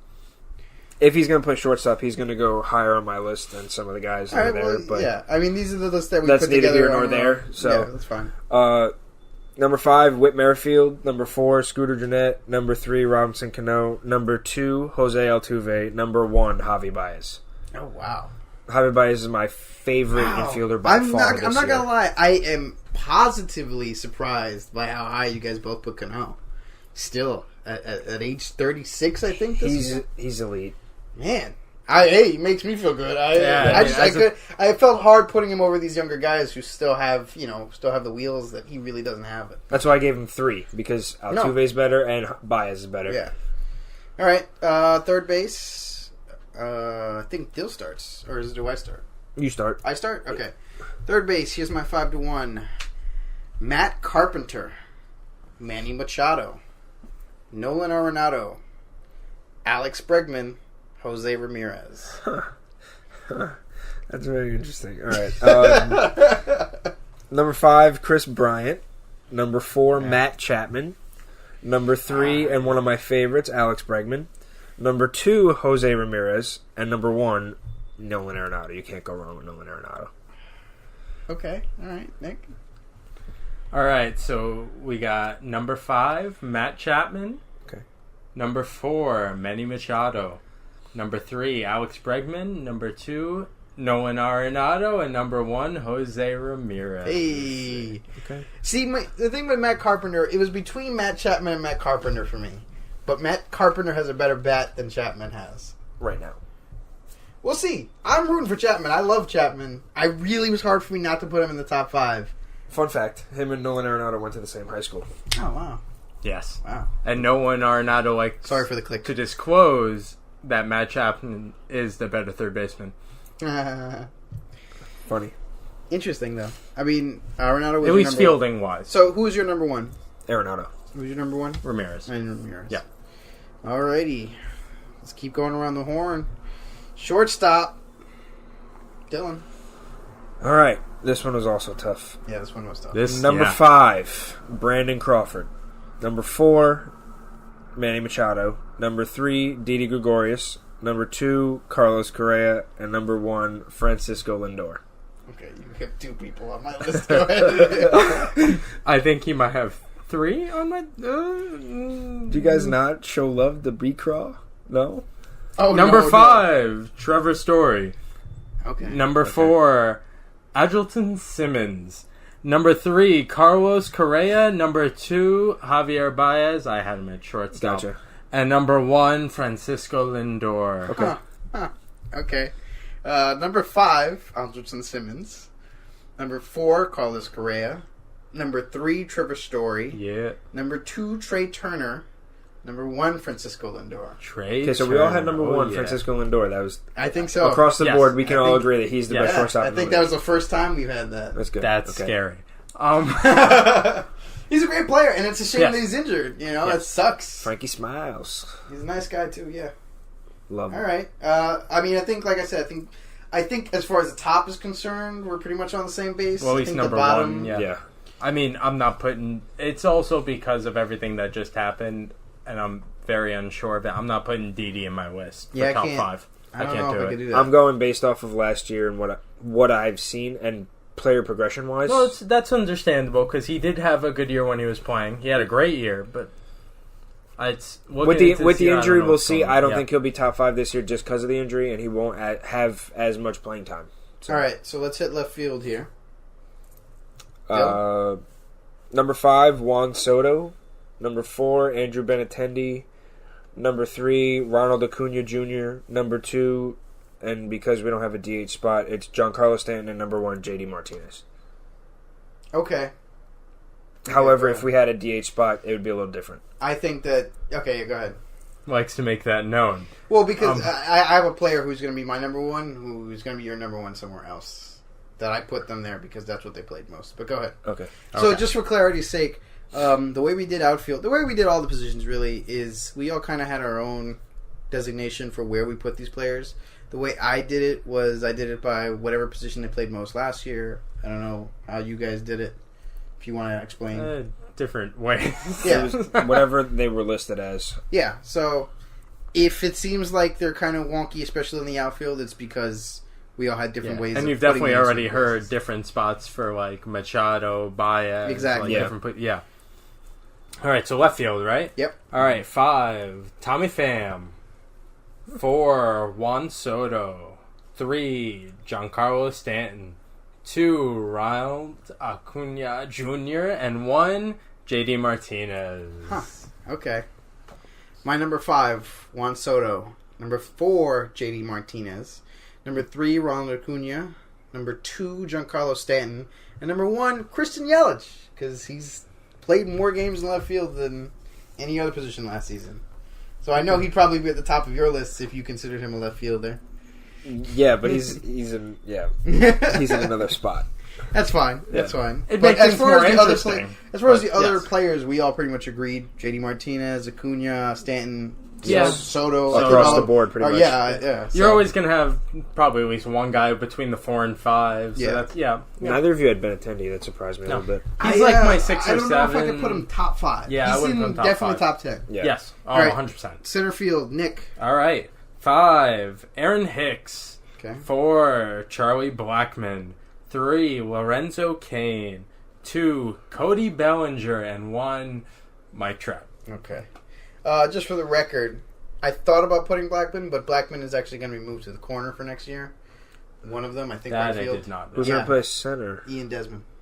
Really? Oh, yeah. I forgot they were thinking of doing Yeah, that. they're doing that. Yeah. Ugh. But regardless, Blackmon I think is kind of fringy for me. So center field, number 5, Aaron Hicks. Number 4, AJ Pollock. Number 3, Lorenzo Cain. Number 2, George Springer. Number 1, Mike Trout. Number 5, Kevin Kiermaier. Number 4, George Springer. Number 3, Lorenzo Cain. Number 2, Aaron Hicks. And number 1, Mike Trout. Yankee fan. Listen, No, Aaron Hicks is good. Aaron Hicks is good. I can't doubt I mean, it. we all pretty had sure him in the top defensive 5 at stats wise, least. he was the best center fielder in the league. Yeah, last I year. mean, like I said, I can't argue against it. We all had him in our top 5. We both so- had, me and Alex Yeah. had him I as think our both 5th at 5, pick. Yeah. right? Yeah. Yeah, I mean, at that point, it's semantics. You know. Let's be honest. It's I'm preference. surprised none of you had Pollock in there. I feel like I Pollock's almost a top did, but 5 guy. Kiermaier's, I think, a way He's better like my outfielder. Kiermaier's a good guy. He's like my 8. Like Okay. He hasn't played. No, I'm with that. If anything, I have like Springer because I didn't even put Springer in there. I have Springer as my 6. All right, so finally, right field. Here are my 5. Number 5, Brandon Nimmo. Number 4, Mitch Haniger. Number 3, Aaron Judge. Number 2, Bryce Harper. And number 1, Mookie Betts. Number 5, Mitch Haniger. Number 4, Bryce Harper. Number 3, Christian Yelich. Okay. Number 2, Aaron Judge. And number 1, Mookie Betts. Wow. Coming from a Yankee fan, I have Mookie Betts over Aaron Judge. Yes. Wow. I mean, I my wow is more at how low Yelich is on that list. Yelich is 3rd. Yeah, I think that's he's over Bryce. You think MVP think that's low? He's Number 5, Oh, Mitch no. Haniger. Number 4, Christian Yelich. Christian Yelich. Number 3, Bryce Harper. Number 2, Aaron Judge. Those two are very close and interchangeable. Yeah, I have. And number 1, Mookie Betts. Yeah, I think Mookie Betts is the undisputed best right fielder. I mean, the guy's a 5-tool player. I think he's the second best player in the league at this very moment. Who's the number 1? Trout. Yeah. Okay. I think that goes without saying. I'll accept that as I can take that. as an answer, whether that I figure that's right So or wrong. overall, I think we were on the same base for most of them. Some surprises here and there. More than we thought. Yeah. Was it? Although as much we did say that we were going to have some crazy ones, and I think we did have some crazy ones. Cough, cough, Dylan. But I think overall we all agree. I think our 5s and 4s were mostly where the variety was. Yeah. But this went surprisingly well. I enjoyed it. All right, so those were our debate topics. Our next segment is a fan favorite. Yay or nay? Dill, why don't we start with you? Do the Warriors stay together after this season? Nick? Nay. Nay. Nay. I think it's the writing's on the wall there. Yeah. All right, Nick? Do you think the Miami Marlins will have the worst record in baseball this year? Nay. Nay. And I can't really say who. That's the problem. Yeah. The Miami Marlins will have the worst record in baseball this year. Al? Is the U.S. national legalization of sports gambling bad? Nay. Nay. Nay. Nay. The reason why I bring this up is because there was recently an ESPN story released about a ref who had fixed games for the NBA Yeah, I saw that. years ago. Interesting story. All right, Dill. Does Mike Trout stay with the Angels his whole career? Nick? Yay. Nay. It just doesn't sound like they're going to give him the kind of money he deserves. Nay. Yeah. I think he goes to a bigger market. Nick? All right. Will the Steelers make the playoffs without Bell and Brown? Nay. Too Nay. hard of a division. Nay. Absolute nay. Nay. Yeah. Is Harden burning himself out before the playoffs? Nay. He's just a softie. He's just a softie. Don't know how that contributes. Yeah, I don't know where. Yay. But because he has to. You know what? Yay! You convinced me with that one sentence. I agree. I think he has to get his team to the playoffs, and may not have enough left in the tank afterwards. Dill? Will Marcus Stroman ever win a Cy Young? Nay. Nay. Too many good pitchers down the pipeline and in play right now. Yeah, but I think he will. That's ever in his whole career. No, I know, and that's what I'm saying. I think his best chance is now, and I don't think he's going to get it. I think he'll get it. That's the scary part. That's Best chance now. That's the And problem. And we didn't even put him in our top He's not 5. even in our top 5. he had an injury-riddled year, but I think he'll get it. I think he'll get I it. still don't think he'll be top 5.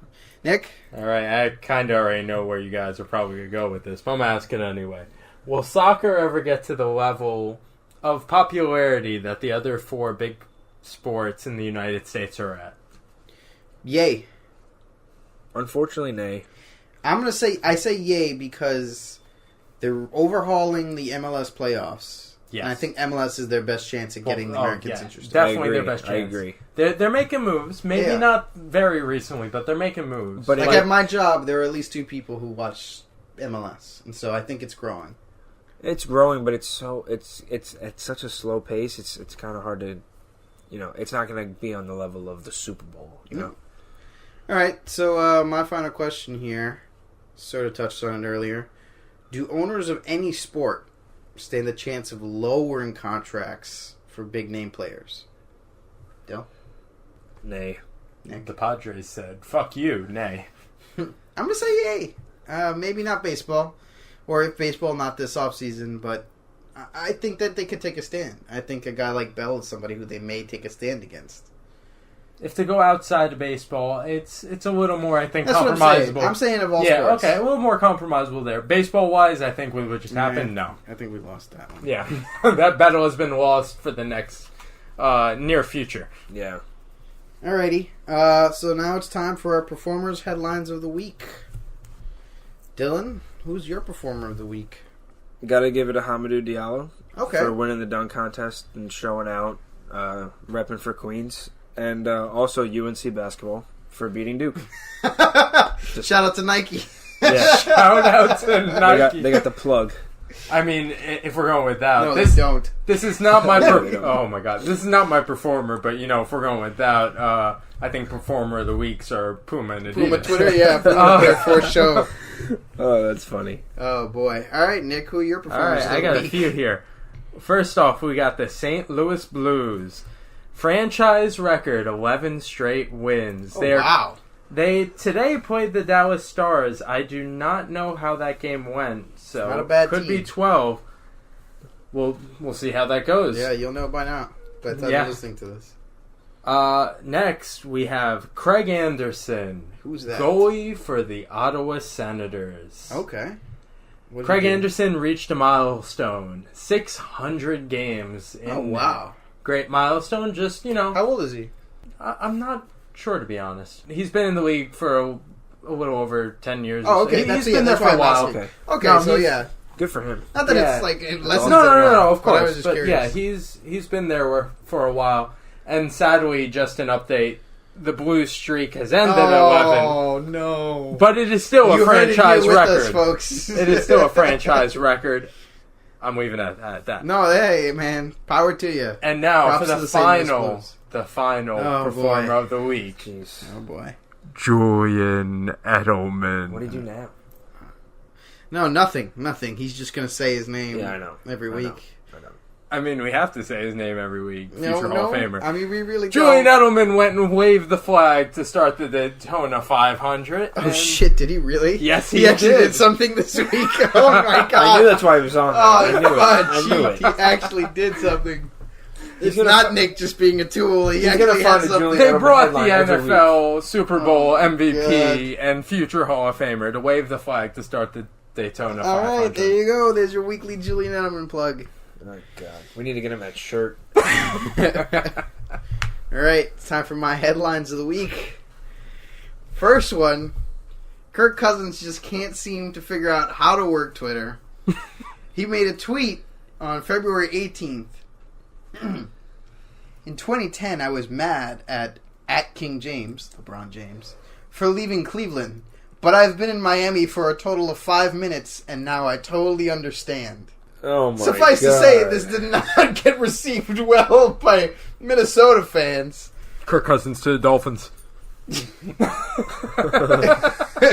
Just a bunch of gifs, just a bunch of images. Oh, my goodness. Just a bunch of not happy images. He then tweeted, "Boy, that escalated quickly."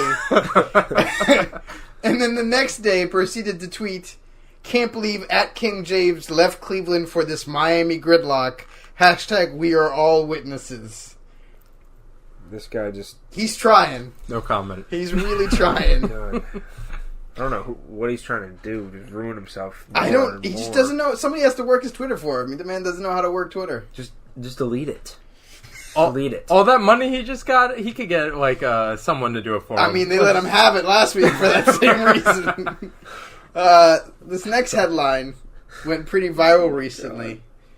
Man goes to dog park covered in peanut butter as fantasy football punishment.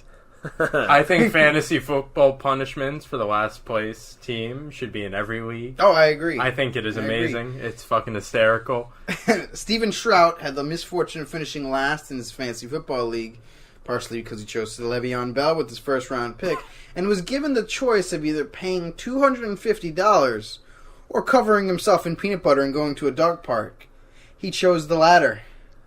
Luckily, his friends were nice enough to only let him go for 5 minutes as a horde of dogs started licking him in all sorts of places. Yeah. But they did happen to record the whole thing and put it on YouTube, so... That was an interesting video. Link for later. That's disgusting.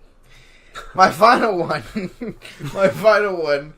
is T-Pain. I saw this. Oh my God, it's hilarious. What happened with T-Pain? T-Pain had a concert recently where he very calmly told the audience, "Hey, can you guys stop throwing beach balls on the stage, please, for me?" and then proceeded to continue performing until a beach ball hit him directly in the face, to which he put his mic down, walked off stage, and ended his set after only half an hour. Let this be on record. He didn't just put the mic down. He twirled it like a flag twirler and then put it down and walked off stage. And then proceeded to tweet, "Thanks for having me." He didn't come back out. No, that was it. He was done. Less than half an hour he was out there. Man said, "There's video of the ball hitting him in the face." Yeah, that was so hilarious. for later, it was hilarious. So yeah, those are my headlines of the week. We're kind of running towards the end here, so I think we'll cut it off here. One last quick thing before we go. One of our co-hosts, Nick, is launching a website this weekend. Nick, you want to tell us a little bit more about that? Right, yeah. Coming up, Clutch.com. COMINUPCLUTCH.com. We'll put a link in the description. Yes, we'll put the link. So what do we get there? What's all right, it's going to be a new sports website. You're going to see a lot of articles. We got a dozen or so different writers. You're going to see some new stuff, but just a lot of different type of things from everyone, covering the 4 major sports, also wrestling and some others. You're going to see our podcast on there from now on as well. Yep. Plus, we have a couple other podcasts that are going to be on there. And it launches on Saturday, and we'll see how it goes. Yeah, we'll be sure to have links to the website on Twitter, on Facebook, and all of our social media. All right. But I think that's it for this episode. Thanks for listening. I'm Alejandro. I'm Dylan. Nick? Sportsaholics Unanimous.